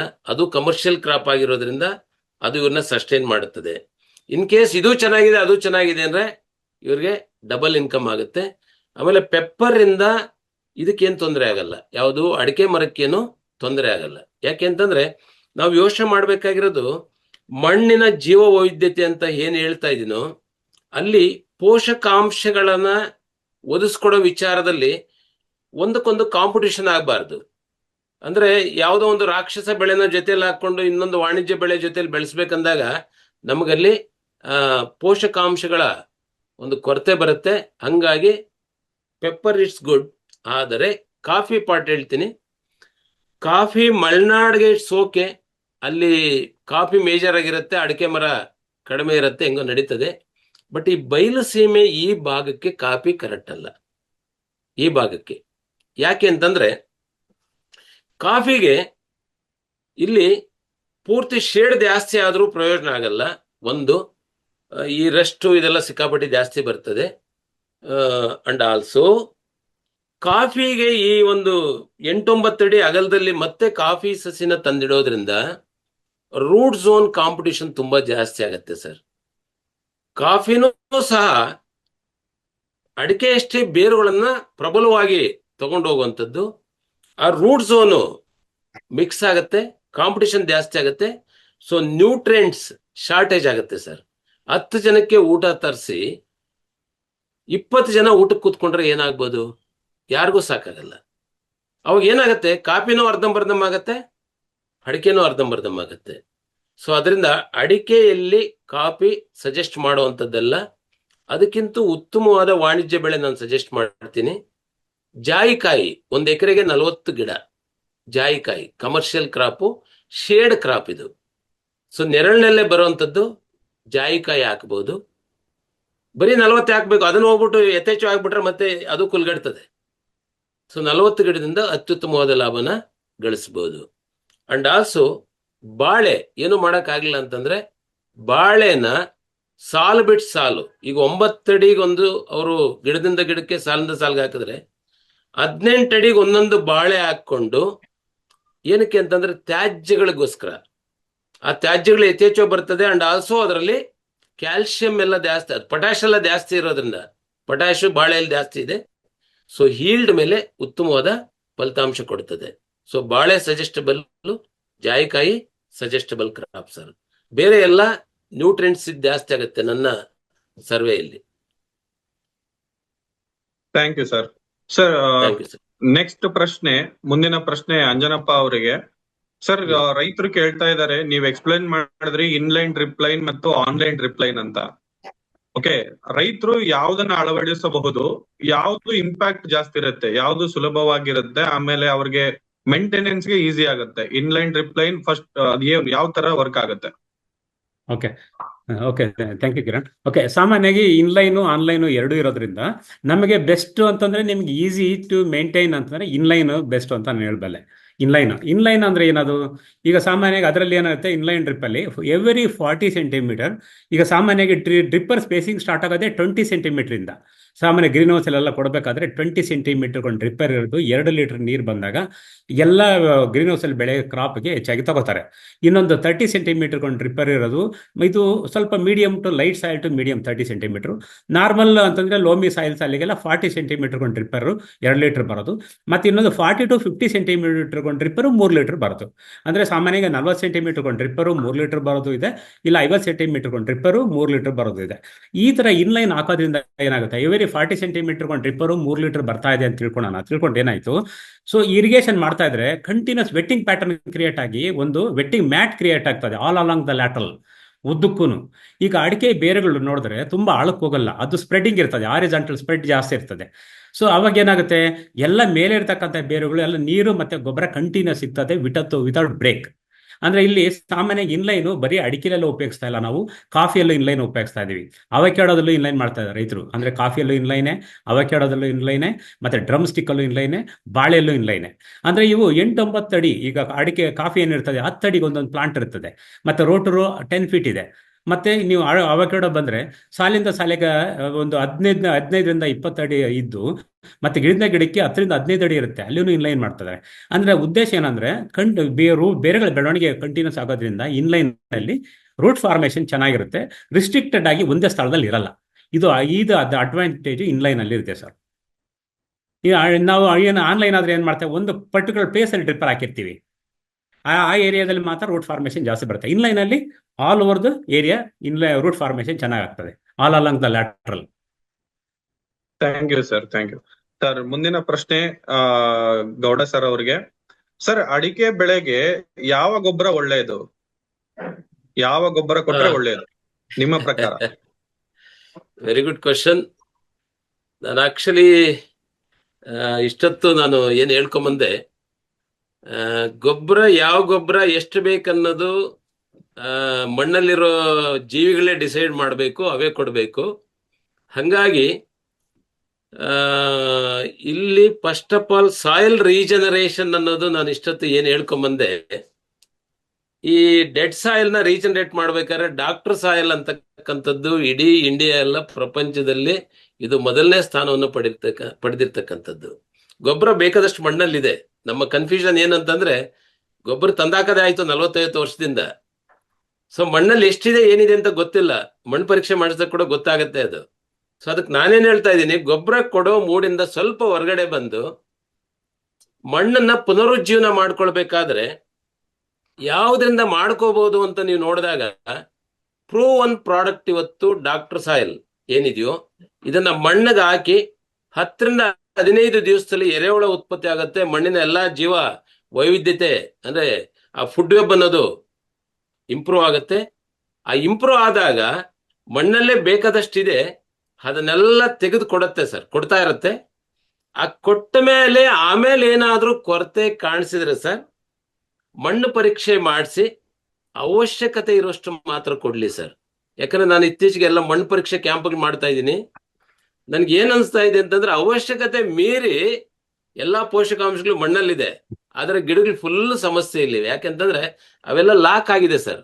ಮಣ್ಣಲ್ಲಿ ಎರೆಹುಳ ಮೈಕ್ರೋಬ್ಸ್ ಇಲ್ಲ ಅಂತಂದ್ರೆ ಪೋಷಕಾಂಶಗಳು ಲಾಕ್ ಆಗುತ್ತೆ, ಪಿ ಎಚ್ ಇಂಬ್ಯಾಲೆನ್ಸ್ ಆಗುತ್ತೆ. ಯಾವಾಗ ಪಿ ಎಚ್ ಇಂಬ್ಯಾಲೆನ್ಸ್ ಆಗುತ್ತೋ ಯಾವ್ದು ಪೋಷಕಾಂಶಗಳು ಮಣ್ಣಲ್ಲಿದ್ರು ಗಿಡಕ್ಕೆ ಬೇರೆ ಸಿಗಲ್ಲ.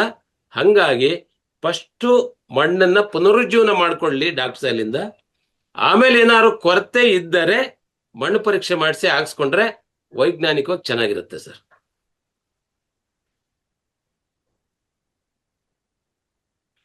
ಧನ್ಯವಾದ ಸರ್. Thank you. ಮುಂದಿನ ಪ್ರಶ್ನೆ ಅಂಜನಪ್ಪ ಸರ್ಗೆ. ಸರ್, ರೈತರು ಕೇಳ್ತಾ ಇದ್ದಾರೆ, ಡ್ರಿಪ್ ಇರಿಗೇಷನ್ ಅಲ್ಲಿ ಫಿಲ್ಟರ್ ಗಳ ಯೂಸ್ ಏನು? ಯಾವ ನೀರಿಗೆ ಯಾವ ತರದ ಫಿಲ್ಟರ್ಸ್ ಅನ್ನ ಅಳವಡಿಸಬಹುದು? ಅದು ಏನು ಹೆಲ್ಪ್ ಮಾಡುತ್ತೆ? ಓಕೆ, ಸಾಮಾನ್ಯವಾಗಿ ಡ್ರಿಪ್ ಇರಿಗೇಷನ್ ಮಾಡ್ಬೇಕಾದ್ರೆ ಇನ್ಲೈನ್ ಆಗ್ಲಿ ಆನ್ಲೈನ್ ಕೊಡ್ತೀವಲ್ಲ, ಅದೇನಾಗುತ್ತೆ, ನಾವು ಫಿಲ್ಟರ್ಸ್ ಇಲ್ಲ ಅಂದ್ರೆ ಅದು ಫಿಸಿಕಲ್ ಇಂಪ್ಯೂರಿಟೀಸ್ ಇರ್ತವೆ ನೀರಲ್ಲಿ. ಸಾಮಾನ್ಯ ಫಿಸಿಕಲ್ ಇಂಪ್ಯೂರಿಟೀಸ್ ಡ್ರಿಪ್ಪರ್ಸ್ ಬ್ಲಾಕ್ ಆಗ್ತವೆ. ಸೊ ಅದನ್ನ ಮೊದಲೇದು ಏನ್ ಮಾಡಿ ಫಿಲ್ಟರ್ ಹಾಕ್ಲೇಬೇಕು. ಎಕ್ಸಾಂಪಲ್, ನೀವು ಬೋರ್ವೆಲ್ ಇದೆ ಅಂತಂದ್ರೆ ಅಲ್ಲಿ ಸಮಸ್ಯೆ ಸಿಲ್ಟ್ ಇರುತ್ತೆ. ಆ ಸಿಲ್ಟನ್ನು ಕ್ಲೀನ್ ಮಾಡೋದಕ್ಕೆ ಹೈಡ್ರೋಸೈಕ್ಲೋನ್ ಫಿಲ್ಟರ್ ಅಂತ ಮೊದಲೇ ಫಿಲ್ಟರ್ ಆಗಿ ಯೂಸ್ ಮಾಡಬೇಕಾಗುತ್ತೆ. ಹೈಡ್ರೋಸೈಕ್ಲೋನ್ ಫಿಲ್ಟರ್ ನನ್ನ ಪ್ರೆಸೆಂಟೇಷನ್ ಆವಾಗಲೇ ತೋರಿಸಿದ್ದೆ. ಸೊ ಹೈಡ್ರೋಸೈಕ್ಲೋನ್ ಫಿಲ್ಟರ್ ಆಗಿ ಮೊದಲೇ ಫಿಲ್ಟರ್ ಯೂಸ್ ಮಾಡಬೇಕು. ನಂತರ ವೆಂಚುರಿ ಬರುತ್ತೆ ಗೊಬ್ಬರ ಕೊಡೋದು. ನಂತರ ಡಿಸ್ಫಿಲ್ಟರ್ ಸೆಕೆಂಡರಿ ಫಿಲ್ಟರ್ ಆಗಿ ಬರುತ್ತೆ ಯಾವುದಕ್ಕೆ, ಬೋರ್ವೆಲ್ಗೆ. ಆಮೇಲೆ ಇದು ಬೋರ್ವೆಲ್ ಸಮಸ್ಯೆ ಆಧಾರಿತ. ಇನ್ನೊಂದು ಏನಾಗುತ್ತೆ, ಕೃಷಿ ಹೊಂಡ ಇರುತ್ತೆ, ಅಲ್ಲಿ ಸಮಸ್ಯೆ ಏನು, ಪಾಚೆ ಬರ್ತದೆ, ಆಲ್ಗೆ ಅಂತ ಕರಿತೀವಿ, ಪಾಚಿ. ಅದನ್ನ ಕ್ಲೀನ್ ಮಾಡಬೇಕಂದ್ರೆ ಗ್ರಾವೆಲ್ ಫಿಲ್ಟರ್ ಅಥವಾ ಮೀಡಿಯಾ ಫಿಲ್ಟರ್ ಅಥವಾ ಸ್ಯಾಂಡ್ ಫಿಲ್ಟರ್ ಅಂತ 3 ಹೆಸರು ಒಂದೇ ಫಿಲ್ಟರ್ಗೆ 3 ಹೆಸರು. ಸೊ ಗ್ರಾವೆಲ್ ಫಿಲ್ಟರ್ ಅಂತ ಯೂಸ್ ಮಾಡಬೇಕು. ಅದೇನ್ ಮಾಡುತ್ತೆ, ಪಾಚಿಯನ್ನ ಕ್ಲೀನ್ ಮಾಡುತ್ತೆ. ಅದರಲ್ಲಿ ಸಿಲಿಕಾ ಸ್ಯಾಂಡ್ ಇರ್ತದೆ, ಅದರ ತುದಿ ಶಾರ್ಪ್ ಆಗಿರ್ತವೆ, ಅವು ಪಾಚಿಯನ್ನ ಕಟ್ ಮಾಡ್ತವೆ. ಆ ಕಟ್ ಮಾಡಿದ ಪಾಚಿ ಏನಾಗುತ್ತೆ, ಸೆಕೆಂಡರಿ ಫಿಲ್ಟರ್ ನೆಕ್ಸ್ಟ್ ಇರುತ್ತೆ ಡಿಸ್ ಫಿಲ್ಟರ್. ಅದರಲ್ಲಿ ಏನಾಗುತ್ತೆ, ಅದರಲ್ಲಿ ಅದಕ್ಕಿಂತ ಅದ್ರ ಪಾಸಾಗಿ ಮುಂದೆ ಹೋಗಲ್ಲ. ಯಾಕಂದ್ರೆ ನಾವು ಕೊಡ್ತಕ್ಕಂಥ ಫಿಲ್ಟರ್ಸ್ ಏನಾಗುತ್ತೆ 130 ಮೈಕ್ರಾನ್ 120 ಮೆಶ್. ಸೊ ಅದಕ್ಕಿಂತ ದೊಡ್ಡದಾಗಿದ್ದೇನಾಗುತ್ತೆ, ಆ ಫಿಲ್ಟರ್ ಅಲ್ಲಿ ಅದು ಹಿಡ್ಕೊಳ್ಳುತ್ತೆ. ನಂತರ ಫಿಲ್ಟರ್ಸ್ ಎಲ್ಲ ಬಿಚ್ಚಿ ಕ್ಲೀನ್ ಮಾಡಿದಾಗ ಅದು ಹೊರಗಡೆ ಹೊರಟಾಗುತ್ತೆ. ಸೊ 130 ಮೈಕ್ರಾನ್ಗಿಂತ ಸೈಜ್ ಚಿಕ್ಕದಾಗಿರೋದು ತಪ್ಪಿಸ್ಕೊಂಡು ಹೋದ್ರೆ ಕೂಡ ಅದು ಡ್ರಿಪ್ಪರ್ ಇಂದ ಹೊರಗಡೆ ಬಂದ್ಬಿಡ್ತದೆ. ಹಂಗಾಗಿ ಕಂಪಲ್ಸರಿ ಫಿಲ್ಟರ್ಸ್ ಬೇಕೇ ಬೇಕು, ಇನ್ಲೈನ್ ಮತ್ತೆ ಆನ್ಲೈನ್ಗೆ ಸರ್. ಧನ್ಯವಾದ ಸರ್.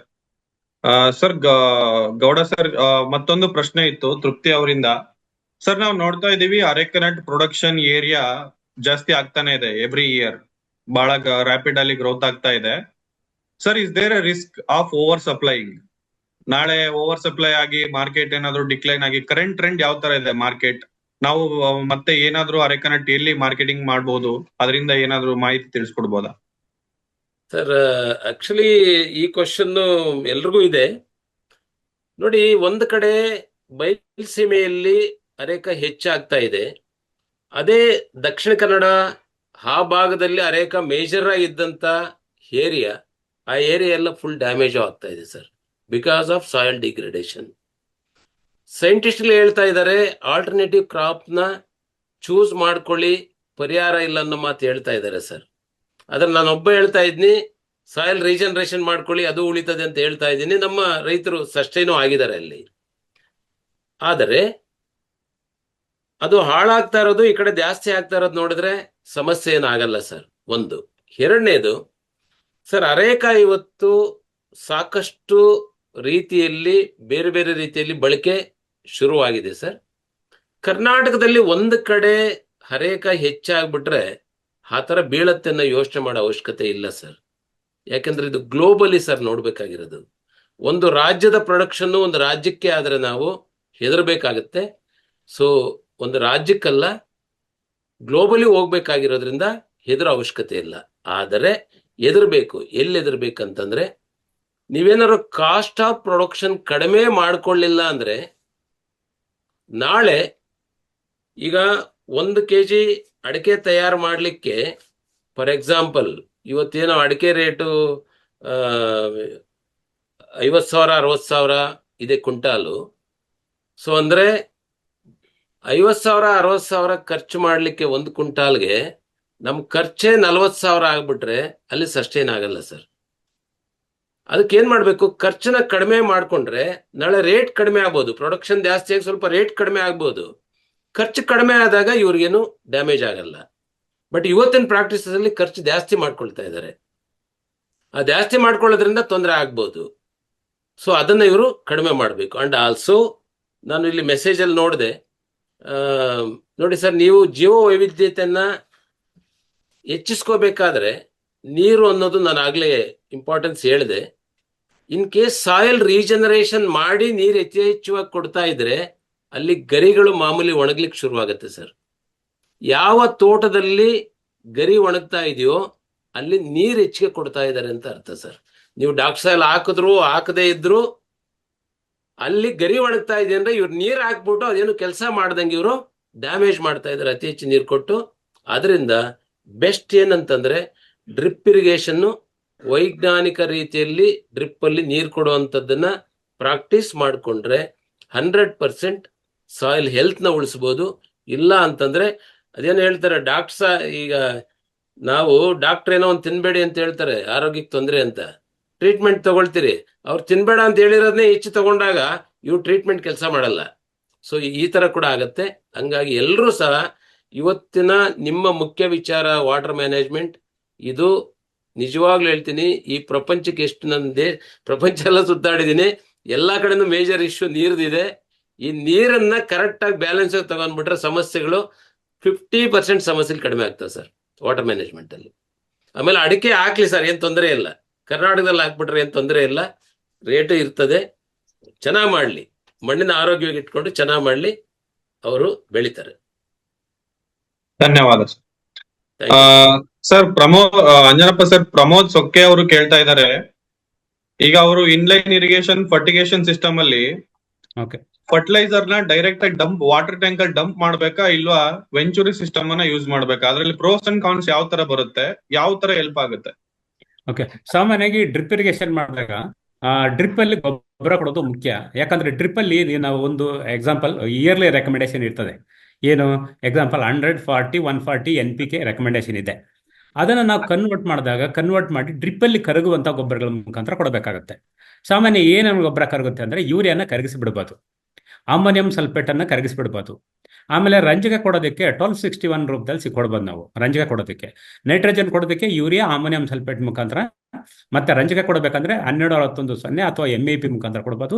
ಪೊಟ್ಯಾಶ್ ಕೊಡ್ಬೇಕಂದ್ರೆ ಕೆಂಪುದು ಆಗಲ್ಲ, ಕೆಂಪುದು ಸಾಯಿಲ್ ಅಪ್ಲಿಕೇಶನ್ ಮತ್ತೆ ವೈಟ್ ಬರುತ್ತದೆ, MOP ವೈಟ್, ಅದನ್ನ ಡ್ರಿಪ್ ಮುಖಾಂತರ ಕೊಡ್ಬೋದು. ಇದರಿಂದ ಏನಾಯ್ತು, NPK ಸಪ್ಲೈ ಆಗುತ್ತೆ. ಸೊ ಆಮೇಲೆ ಇದು ಡ್ರಿಪ್ ಅಲ್ಲಿ ಕರಗುತ್ತೆ. ಈಗ ಡ್ರಿಪ್ ಅಲ್ಲಿ ಕೊಡಬೇಕಂದ್ರೆ ವೆಂಚುರಿ ಮುಖಾಂತರ ಕೊಡಬಹುದು. ಇದೇನಾಗಿದೆ, ನಾನು ಹೇಳಿದ್ದು per plant per year dosage ಎಷ್ಟು ಬರ್ತದೆ. ನಾವು ಕನ್ವರ್ಟ್ ಮಾಡಿದ್ರೆ ಯೂರಿಯಾಗೆ 220 ಗ್ರಾಮ್ಸ್ ಆಫ್ ಯೂರಿಯಾ ಬರುತ್ತೆ, ಅಥವಾ ಸೊ ಆಮೇಲೆ 250 ಗ್ರಾಮ್ಸ್ ಆಫ್ ಸೂಪರ್ ಫಾಸ್ಫೇಟ್ ಬರುತ್ತೆ. ಆಮೇಲೆ 230 ಗ್ರಾಮ್ ಆಫ್ ಪೊಟ್ಯಾಶ್ ಬರುತ್ತೆ. ಅದು ಇದು ಇಯರ್ಲಿ ಇರ್ತದೆ. ಸೂಪರ್ ಫಾಸ್ಫೇಟ್ನ ಮಣಿಗೆ ಕೊಡೋದು ಡ್ರಿಪ್ಪಲ್ ಕೊಡೋಕೆ ಬರಲ್ಲ. ಅದ್ರ ಬದಲು ನಾವು 1261 ಕನ್ವರ್ಟ್ ಮಾಡ್ಕೋಬಹುದು. ನಾವು ಸ್ಲೈಡಲ್ಲಿ ಆವಾಗಲೇ ತೋರಿಸಿದೆ ಎಷ್ಟು ಕ್ವಾಂಟಿಟಿ ಅಂತ. ಸೊ ನಾವು ಬೇಕಾದ್ರೆ ಚಾರ್ಟಲ್ಲಿ ಹಾಕೋಣ. ಏನು 140, 140ನ ನಾವು ಡಿವೈಡ್ ಮಾಡ್ಕೋಬೇಕಷ್ಟೇ. ಆವಾಗ ಯಾವ ಗೊಬ್ಬರ ಮುಖಾಂತರ ಮಾಡಿದ್ರೆ ಕ್ಯಾಲ್ಕುಲೇಟ್ ಮಾಡಿದ್ರೆ ಬರ್ತದೆ ಅದು. ಆಮೇಲೆ ಇದನ್ನ ಕೊಡೋದು ಹೆಂಗೆ ಅಂತಂದ್ರೆ, ಒಂದು ಗಿಡಕ್ಕೆ ಅಷ್ಟಿದೆ ಅಂತ ಇಟ್ಕೊಳ್ಳೋಣ. ನಾವು ಸ್ಪ್ಲಿಟ್ಸ್ ಇಯರ್ಲಿ ಕ್ವಾಂಟಿಟಿನ ಸ್ಪ್ಲಿಟ್ ಮಾಡಿಕೊಡ್ಬೇಕು. 18ರಿಂದ 20 ಸಲ ಡಿವೈಡ್ ಮಾಡಿ ಕೊಡಬೇಕು. ಮಳೆಗಾಲದಲ್ಲಿ ಕಡಿಮೆ ಮಾಡಬೇಕು, ಇಲ್ಲ ಬಿಡಬೇಕು. 1-2 ತಿಂಗಳು ಸ್ವಲ್ಪ ಸ್ಟಾಪ್ ಮಾಡಿ ನಂತರ ಸ್ಟಾರ್ಟ್ ಮಾಡ್ಬೋದು. ಸೆಪ್ಟೆಂಬರ್, ಅಕ್ಟೋಬರಿಂದ ಮೇ ತಿಂಗಳ ತನಕ ನಾವು ಕಂಟಿನ್ಯೂಸ್ ಡ್ರಿಪ್ಪಲ್ಲಿ ಕೊಡ್ಬೋದು. ಮಳೆಗಾಲದಲ್ಲಿ ಕೊಟ್ಟರೆ ಏನಾಗುತ್ತೆ, ತಪ್ಪಿಲ್ಲ, ಕೊಚ್ಕೊಂಡು ಅಲ್ಲಿ ಹೋಗಿ ಲೀಚ್ ಆಗುತ್ತೆ. ಹಂಗಾಗಿ ಏನಾಗುತ್ತೆ, ಆ ಟೈಮಲ್ಲಿ ಕೊಡಲೇಬೇಕು ಅಂತಂದ್ರೆ ನೀರು ಕೊಡಬಾರ್ದು. ಇರೋ ತೇವದಲ್ಲಿ ಜಸ್ಟ್ ಗೊಬ್ಬರ ಕೊಡ್ಲಿ ಸಾಕು. ಟೆಕ್ನಿಕಲ್ ಇರಿಗೇಷನ್ ಅಂತ ಕರಿತೀವಿ ಅದನ್ನ. ಅಂದ್ರೆ ಗೊಬ್ಬರಕ್ಕೋಸ್ಕರ ಆನ್ ಮಾಡ್ಕೊಳ್ಳೋದು ಅಂತ. ಆಲ್ರೆಡಿ ತೇವ ಇರ್ತದೆ ಮಳೆಗಾಲದಲ್ಲಿ. ಸೊ ನಾವು 10 ದಿವಸಕ್ಕೆ, 15 ದಿವಸಕ್ಕೆ, 20 ದಿವಸಕ್ಕೊಂದ್ಸಲ ಗಿಡದಲ್ಲಿ ಲಕ್ಷಣಗಳು ಗೊತ್ತಾಗ್ತವೆ. ನ್ಯೂಟ್ರಿಷನ್ ಕಡಿಮೆ ಆಯ್ತು ಅಂದರೆ ಗೊಬ್ಬರಕ್ಕೋಸ್ಕರ ಡ್ರಿಪ್ ಮಾಡ್ಕೊಂಡು ಕೊಡ್ಬೋದು. ಬೇರೆ ಟೈಮಲ್ಲಿ ಸ್ಪ್ಲಿಟ್ ಮಾಡಿ NPK ಕೊಡ್ಬೋದು. ಸೆಪ್ಟೆಂಬರ್ ಅಕ್ಟೋಬರಿಂದ ಸ್ಟಾರ್ಟ್ ಮಾಡಿ ಮೇ ತನಕನೂ ಕಂಟಿನ್ಯೂಸ್ ಕೊಡ್ಬೋದು. ಆ ಟೈಮಲ್ಲಿ ಮಳೆ ಕಡಿಮೆ ಆಗಿರ್ತದೆ. ಇನ್ನು ಕೊಡಬೇಕಾದ್ರೆ ಏನು, ಗೊಬ್ಬರನ ಮಿಕ್ಸ್ ಮಾಡಬೇಕಾದ್ರೆ 1:10 ರೇಷಿಯೋದಲ್ಲಿ ಮಿಕ್ಸ್ ಮಾಡ್ಕೋಬೇಕು. 1:10 ರೇಷಿಯೋ. ಈಗ ನಾವು ಸಪೋಸ್ ನೀವು ಏನೋ ಒಂದು ಗಿಡ ಕೇಳಿರ್ತೀವಿ, ಅದನ್ನ ಸ್ಪ್ಲಿಟ್ ಮಾಡಿ, ನಂಬರ್ ಆಫ್ ಸ್ಪ್ಲಿಟ್ಸ್ ಎಷ್ಟೋ ಒಂದು ಕ್ವಾಂಟಿಟಿ ಬರ್ತದೆ, ಅದನ್ನ into number of plants in that shift, ಆ ಶಿಫ್ಟ್ ಏರಿಯಾದಲ್ಲಿ ಎಷ್ಟು ಮರಗಳಿದ್ದಾವೆ ಮಲ್ಟಿಪ್ಲೈ ಮಾಡಿದ್ರೆ ಆ ಒಂದು ಸಲಕ್ಕೆ ಎಷ್ಟು ಕೊಡಬೇಕು ಅಂತ ಕ್ವಾಂಟಿಟಿ ಬರ್ತದೆ. ಆ ಕ್ವಾಂಟಿಟಿನ ಏನು ಮಾಡೋದು, 1:10 ರೇಷಿಯೋದಲ್ಲಿ ಕಲಿಸ್ಕೋಬೇಕು. ಅಂದರೆ 200 ಲೀಟರ್ ಡ್ರಮ್ ಇರ್ತದೆ ಸಾಮಾನ್ಯವಾಗಿ, ಇನ್ನು 20 kg ಗೊಬ್ಬರ ಮ್ಯಾಕ್ಸಿಮಮ್ ಕರಗಿಸಿ ಕೊಡ್ಬೋದು. 200 ಲೀಟರ್ ಡ್ರಮ್ಮಲ್ಲಿ 20 kg ಗೊಬ್ಬರ ಮ್ಯಾಕ್ಸಿಮಮ್ ಕಲಿಸ್ಕೊಡ್ಬೋದು. ಅದಕ್ಕಿಂತ ಜಾಸ್ತಿ ಕೊಟ್ಟರೆ ಏನಾಗುತ್ತೆ, ಸಾಲಬಿಲಿಟಿ ಪ್ರಾಬ್ಲಮ್ ಆಗ್ತದೆ. ಸೊ ಇಲ್ಲಿ 1:10 ರೇಷಿಯೋ ಅಂತೀವಲ್ಲ, ಇದು ಕೊಟ್ಟಾಗ ಎಲ್ಲವನ್ನು ಮಿಕ್ಸ್ ಮಾಡಕ್ಕೆ ಬರಲ್ಲ. NPK ಗೊಬ್ಬರಗಳನ್ನು ಹೇಳಿದೆ, ಇನ್ನೊಂದು ಕ್ಯಾಲ್ಸಿಯಮ್ಮು, ಮೆಗ್ನೀಷಿಯಮ್ಮು, ಸಲ್ಫರ್ ಬೇಕಾಗ್ತದೆ. ಕ್ಯಾಲ್ಸಿಯಂ ಕೊಡೋದಕ್ಕೆ ಕ್ಯಾಲ್ಸಿಯಂ ನೈಟ್ರೇಟು, ಮೆಗ್ನೀಷಿಯಂ ಕೊಡೋದಕ್ಕೆ ಮೆಗ್ನೀಷಿಯಂ ಸಲ್ಫೇಟು, ಈ ಗೊಬ್ಬರಗಳನ್ನು ಕೊಡ್ಬೋದು. ಆಮೇಲೆ ಜಿಂಕು ಬೋರಾನ್ ಕಡಿಮೆ ಕ್ವಾಂಟಿಟಿ ಆದ್ರಿಂದ ನೀವು ಸಾಯಿಲ್ ಅಪ್ಲಿಕೇಶನ್ ಮಾಡ್ಕೋಬಹುದು. ಅವು ಹೆಚ್ಚಾಗಿ ರೆಕಮೆಂಡೇಶನ್ಸ್ ಇರಲ್ಲ, ಕ್ವಾಂಟಿಟಿ ತುಂಬ ಕಮ್ಮಿ. ಇದನ್ನ ಮಾಡಬೇಕಾದ್ರೆ ಸಾಮಾನ್ಯವಾಗಿ ಇಳುವರಿಯನ್ನು ಬರಬೇಕು, ಗೊಬ್ಬರ ಸದುಪಯೋಗ ಆಗಬೇಕಾದ್ರೆ ಮಣ್ಣಿನ pH ಇಂಪಾರ್ಟೆಂಟು. ಅದಕ್ಕಾಗಿ ಡಾಕ್ಟರ್ ಹೇಳ್ದಂಗೆ ಮಣ್ಣು ನೀರನ್ನು ಚೆನ್ನಾಗಿ ಮೊದಲು ಟೆಸ್ಟ್ ಮಾಡಬೇಕು. ಅಲ್ಲೇನಾದರೂ pH 6.5 ಅಥವಾ 7 ಇತ್ತು ಅಂದರೆ ನ್ಯೂಟ್ರಲ್ pH ನೀವು ಕೊಡೋ ಗೊಬ್ಬರನ ತಗೊಳುತ್ತೆ, ಮಣ್ಣಿನಲ್ಲಿ ತಕ್ಕಂಥ ಗೊಬ್ಬರನ ತಗೊಳುತ್ತೆ, ಸೂಕ್ಷ್ಮಾಣು ಜೀವಿಗಳ ಆಕ್ಟಿವಿಟಿ ಜಾಸ್ತಿ ಆಗುತ್ತೆ, ಬೆಳವಣಿಗೆ ಚೆನ್ನಾಗಿ ಬರುತ್ತೆ. ಅದೇನಾದರೂ 6ಕ್ಕಿಂತ ಕಮ್ಮಿ ಇತ್ತು ಅಂದರೆ ಸುಣ್ಣ ಅಪ್ಲೈ ಮಾಡಿ pHನ ನ್ಯೂಟ್ರಲ್ ತರಬೇಕು. ಆಮೇಲೆ 7ರಿಂದ 7.5 ಮೀರ್ತಾ ಇದೆ ಅಂದರೆ ಜಿಪ್ಸಮ್ ಹಾಕಿ ಮತ್ತೆ pHನ ನ್ಯೂಟ್ರಲ್ ತರಬೇಕು. ಈ ಮಣ್ಣು ನೀರು ಟೆಸ್ಟ್ ಮಾಡಿದಾಗ ಅವರೇ ರೆಕಮೆಂಡ್ ಮಾಡ್ತಾರೆ. ಹಾಗಾಗಿ pHನ ನ್ಯೂಟ್ರಾಲಿಟಿ ಅನ್ನೋದು ತುಂಬ ಇಂಪಾರ್ಟೆಂಟ್ ಆಗ್ತದೆ. ಆಗ ಗೊಬ್ಬರಗಳ ಸದುಪಯೋಗನೂ ಚೆನ್ನಾಗಾಗ್ತದೆ. ಈಗ ಎಲ್ಲ ಗೊಬ್ಬರಗಳು ತಗೋಬೇಕಂದ್ರೆ ಗಿಡಕ್ಕೆ ಬಾಯಿ ಇಲ್ಲ, ಸೊ ಬಾಯಿ ಮುಖಾಂತರ ತಿನ್ನಲ್ಲ, ಮತ್ತೆ ಬಾಯಿಲ್ಲ, ನೀರು ಕುಡಿಯಲ್ಲ. ಸೊ ಅಲ್ಲಿ ಏನಾಗುತ್ತೆ, ಸೊ ಆ ಥರ ನಾವು ಸೂಕ್ಷ್ಮಾಣು ಜೀವಿಗಳೇ ಪರಿವರ್ತನೆ ಮಾಡಬೇಕಾಗ್ತದೆ. ಅದಕ್ಕೆ pH ನ್ಯೂಟ್ರಾಲಿಟಿ ಮೇಂಟೈನ್ ಮಾಡ್ಕೋಬೇಕಾಗುತ್ತೆ. ಮಣ್ಣು ಟೆಸ್ಟ್ ಮಾಡಿದ್ರೆ ಆರ್ಗ್ಯಾನಿಕ್ ಕಾರ್ಬನ್ ಜಾಸ್ತಿ ಇರಬೇಕಾಗುತ್ತೆ, ಆವಾಗ ಕೊಡೋ ಗೊಬ್ಬರಗಳು ಆಟೋಮೆಟಿಕ್ಲಿ ಸಿಗ್ತವೆ. ಇನ್ನು ಫರ್ಟಿಗೇಷನ್ ಬಗ್ಗೆ ಹೇಳಿದ್ದೀನಿ, ಏನೋ ಡೌಟ್ ಇದ್ರೆ ಎಕ್ಸ್ಪ್ಲೇನ್ ಮಾಡ್ತೀನಿ ನೀನು. ಓಕೆ. ಆಮೇಲೆ CN ಯಾವತ್ತೂ ಸಪ್ರೇಟ್ ಕೊಡಬೇಕು, ಮಿಕ್ಸ್ ಮಾಡೋಂಗಿಲ್ಲ. ಮೆಗ್ನೀಷಿಯಂ ಸಲ್ಫೇಟ್ ಯಾವತ್ತೂ ಸಪ್ರೇಟ್ ಕೊಡಬೇಕು, ಮಿಕ್ಸ್ ಮಾಡೋಂಗಿಲ್ಲ. ಆಮೇಲೆ pH ಹೈ ಇತ್ತು ಅಂತಂದರೆ ಡ್ರಿಪ್ ಮುಖಾಂತರ ಫಾಸ್ಫರಿಕ್ ಆಸಿಡ್ ಅನ್ನು ಕೊಡೋದ್ರ ಮುಖಾಂತರ pHನ ಕಮ್ಮಿ ಮಾಡ್ಬೋದು. ಫಾಸ್ಫರಿಕ್ ಆಸಿಡ್ ಕೊಡೋದ್ರಿಂದ ಏನಾಗುತ್ತೆ, ಡ್ರಿಪ್ ಕ್ಲೀನ್ ಆಗುತ್ತೆ, ನಂಬರ್ 1. ನಂಬರ್ 2 pH ಕಂಟ್ರೋಲ್ ಆಗುತ್ತೆ. ಆಮೇಲೆ ಅದರಲ್ಲಿ 85% ರಂಜಕ ಇರ್ತದೆ, ರಂಜಕನೂ ಸಪ್ಲೈ ಆಗುತ್ತೆ. ಸೊ ಇದನ್ನು ಡ್ರಿಪ್ ಇರಿಗೇಷನ್ ಅಳವಡಿಸ್ಕೊಂಡ ರೈತರು ಬೆಳೆಯಲ್ಲೇ ಕೊಡ್ಬೋದು ಇದನ್ನು. ಅಂದರೆ 1 ಎಕರೆಗೆ ಸಾಮಾನ್ಯವಾಗಿ ನಮ್ಮ ಎಕ್ಸ್ಪೀರಿಯನ್ಸ್ ಪ್ರಕಾರ, ನಾನು ರೆಕಮೆಂಡೇಶನ್ ಮಾಡಿದ ಪ್ರಕಾರ 2ರಿಂದ 3 ಲೀಟರ್ ಒಂದೊಂದು ಸಲ ಕೊಟ್ಟರೆ, 2-3 ಸಲ ಕೊಟ್ಟರೆ ಡ್ರಿಪ್ಪು ಕಟ್ಕೊಂಡಿರೋದು ಕ್ಲೀನ್ ಆಗ್ತದೆ. ಸೊ ಬೆಳೆಯಲ್ಲೇ ಕೊಡುವಂಥದ್ದು. ಧನ್ಯವಾದಗಳು ಸರ್. ಸೊ ಸಮಯದ ಅಭಾವದಿಂದ ಕೆಲವೊಂದು ಪ್ರಶ್ನೆಗಳನ್ನ ನಾವು ತೆಗೆದುಕೊಳ್ಳಲಾಗ್ತಾ ಇಲ್ಲ. ಸೊ ಬಟ್ ನಾವು ರೈತರಿಗೆ ನಿಮ್ಮ ಪ್ರಶ್ನೆಗಳೇನಿದೆ ಅದಕ್ಕೆ ನಾವು ಡೈರೆಕ್ಟ್ ಆನ್ಸರ್ಸ್ ಅನ್ನ ಪಡೆದು ನಿಮ್ಗೆ ತಲುಪಿಸುವಂತ ವ್ಯವಸ್ಥೆಯನ್ನ ಮಾಡ್ತಿದ್ದೀವಿ. ಸೊ ನಾವು ಇವಾಗ ವೆಬಿನಾರ್ ನ ಕೊನೆಯ ಹಂತಕ್ಕೆ ಬಂದಿದ್ದೀವಿ. ಈ ದಿನದ ಮುಖ್ಯ ಅತಿಥಿಗಳಾಗಿ ಈ ಸೆಷನ್ ಅನ್ನ ನಡೆಸಿಕೊಟ್ಟಂತ, ಬಹಳ ಉಪಯುಕ್ತವಾದ ಮಾಹಿತಿಗಳನ್ನ ತಿಳಿಸಿಕೊಟ್ಟಂತ ಡಾಕ್ಟರ್ KR ಹುಲ್ಲು ನಾಚೇಗೌಡ ಸರ್ ಅವರಿಗೆ ನೆಟಾಫಿಮ್ ಕಂಪನಿಯ ಪರವಾಗಿ ಮತ್ತು ರೈತ ಬಾಂಧವರ ಪರವಾಗಿ ಧನ್ಯವಾದಗಳನ್ನು ಸಲ್ಲಿಸುತ್ತೇನೆ. ಅದೇ ರೀತಿ ನಮ್ಮ ಕಂಪನಿಯ ಬೇಸಾಯ ಶಾಸ್ತ್ರಜ್ಞರಾಗಿರ್ತಕ್ಕಂಥ ಅಂಜನಪ್ಪ ಅವರಿಗೆ ಬಹಳ ಉಪಯುಕ್ತವಾದ ನೀರಾವರಿ ಮತ್ತು ಹನಿ ನೀರಾವರಿ ಮಾಹಿತಿಗಳನ್ನ ರೈತರಿಗೆ ತಿಳಿಸಿಕೊಟ್ಟರು. ಅವರಿಗೂ ಸಹ ಕಂಪನಿಯ ಪರವಾಗಿ ಮತ್ತು ನಮ್ಮ ರೈತರ ಪರವಾಗಿ ನಾನು ಧನ್ಯವಾದಗಳನ್ನು ಸಲ್ಲಿಸುತ್ತೇನೆ. Thank you. ರೈತರಿಗೆ ಮಾಹಿತಿಗೋಸ್ಕರ ಈ ವೆಬಿನಾರ್ ಸೆಷನ್ ಅನ್ನ ನಾವು ನಮ್ಮ Netafim India official YouTube website channel ಅಲ್ಲಿ ಅಪ್ಲೋಡ್ ಮಾಡ್ತಾ ಇದ್ದೀವಿ. ಇನ್ನು ಯಾರಾದ್ರೂ ನಿಮಗೆ ಇಲ್ಲ ಅಟೆಂಡ್ ಆಗ್ಲಿಕ್ಕೆ ಆಗಿಲ್ಲ ಈ ವೆಬಿನಾರ್ ಅನ್ನ ಅಂದ್ರೆ, ನೀವು ನೆಟಾಫಿಮ್ ಇಂಡಿಯಾ ಯೂಟ್ಯೂಬ್ ಚಾನೆಲ್ ಅಲ್ಲಿ ಹೋಗಿ ಸಬ್ಸ್ಕ್ರೈಬ್ ಮಾಡಿ ನೀವು ವೀಕ್ಷಿಸಬಹುದು. ಸೊ ಬಹಳಷ್ಟು ಜನ ವಾಟ್ಸಪ್ ನಂಬರ್ ಕೇಳ್ತಾ ಇದ್ದಾರೆ ಹುಲ್ಲು ನಾಚೇಗೌಡ ಸರ್ದು. ನಾವು ಚಾಟ್ ಬಾಕ್ಸ್ ಅಲ್ಲಿ ಹಾಕ್ತಿವಿ ಅವರ ನಂಬರ್, ಮಾಹಿತಿಯನ್ನ ನಾವು ನಿಮಗೆ ಕೊಡ್ತೀವಿ. ನೀವು ಅವ್ರನ್ನ ಇಂಡಿವಿಜುವಲ್ ಆಗಿ ಸಹ ಸಂಪರ್ಕ ಮಾಡಬಹುದು. ಸೊ ರೈತ ಬಾಂಧವರೇ, ಬಹಳಷ್ಟು ಧನ್ಯವಾದಗಳು. ನಿಮಗಾಗಿ ಈ ವೆಬಿನಾರ್ ಅನ್ನ ನಾವು ಆಯೋಜನೆ ಮಾಡಿದ್ದೆವು. ಕಳೆದ 1 ಗಂಟೆ 20 ನಿಮಿಷ ಬಹಳ ಉಪಯುಕ್ತವಾದ ಮಾಹಿತಿಗಳನ್ನು ನೀವು ಪಡೆದಿರಿ ಎಂದು ಭಾವಿಸುತ್ತಾ, ಮತ್ತೆ ಮುಂದಿನ ತಿಂಗಳು ಮತ್ತೊಂದು ಪ್ರಮುಖ ಬೆಳೆಗಳ ಆಧಾರದೊಂದಿಗೆ ನಾವು ಮತ್ತೆ ಬರುತ್ತೇವೆ. ಸೊ ಧನ್ಯವಾದಗಳು ಎಲ್ಲರಿಗೂ. Thank you. Thank you sir. Thank you all. Thank you sir.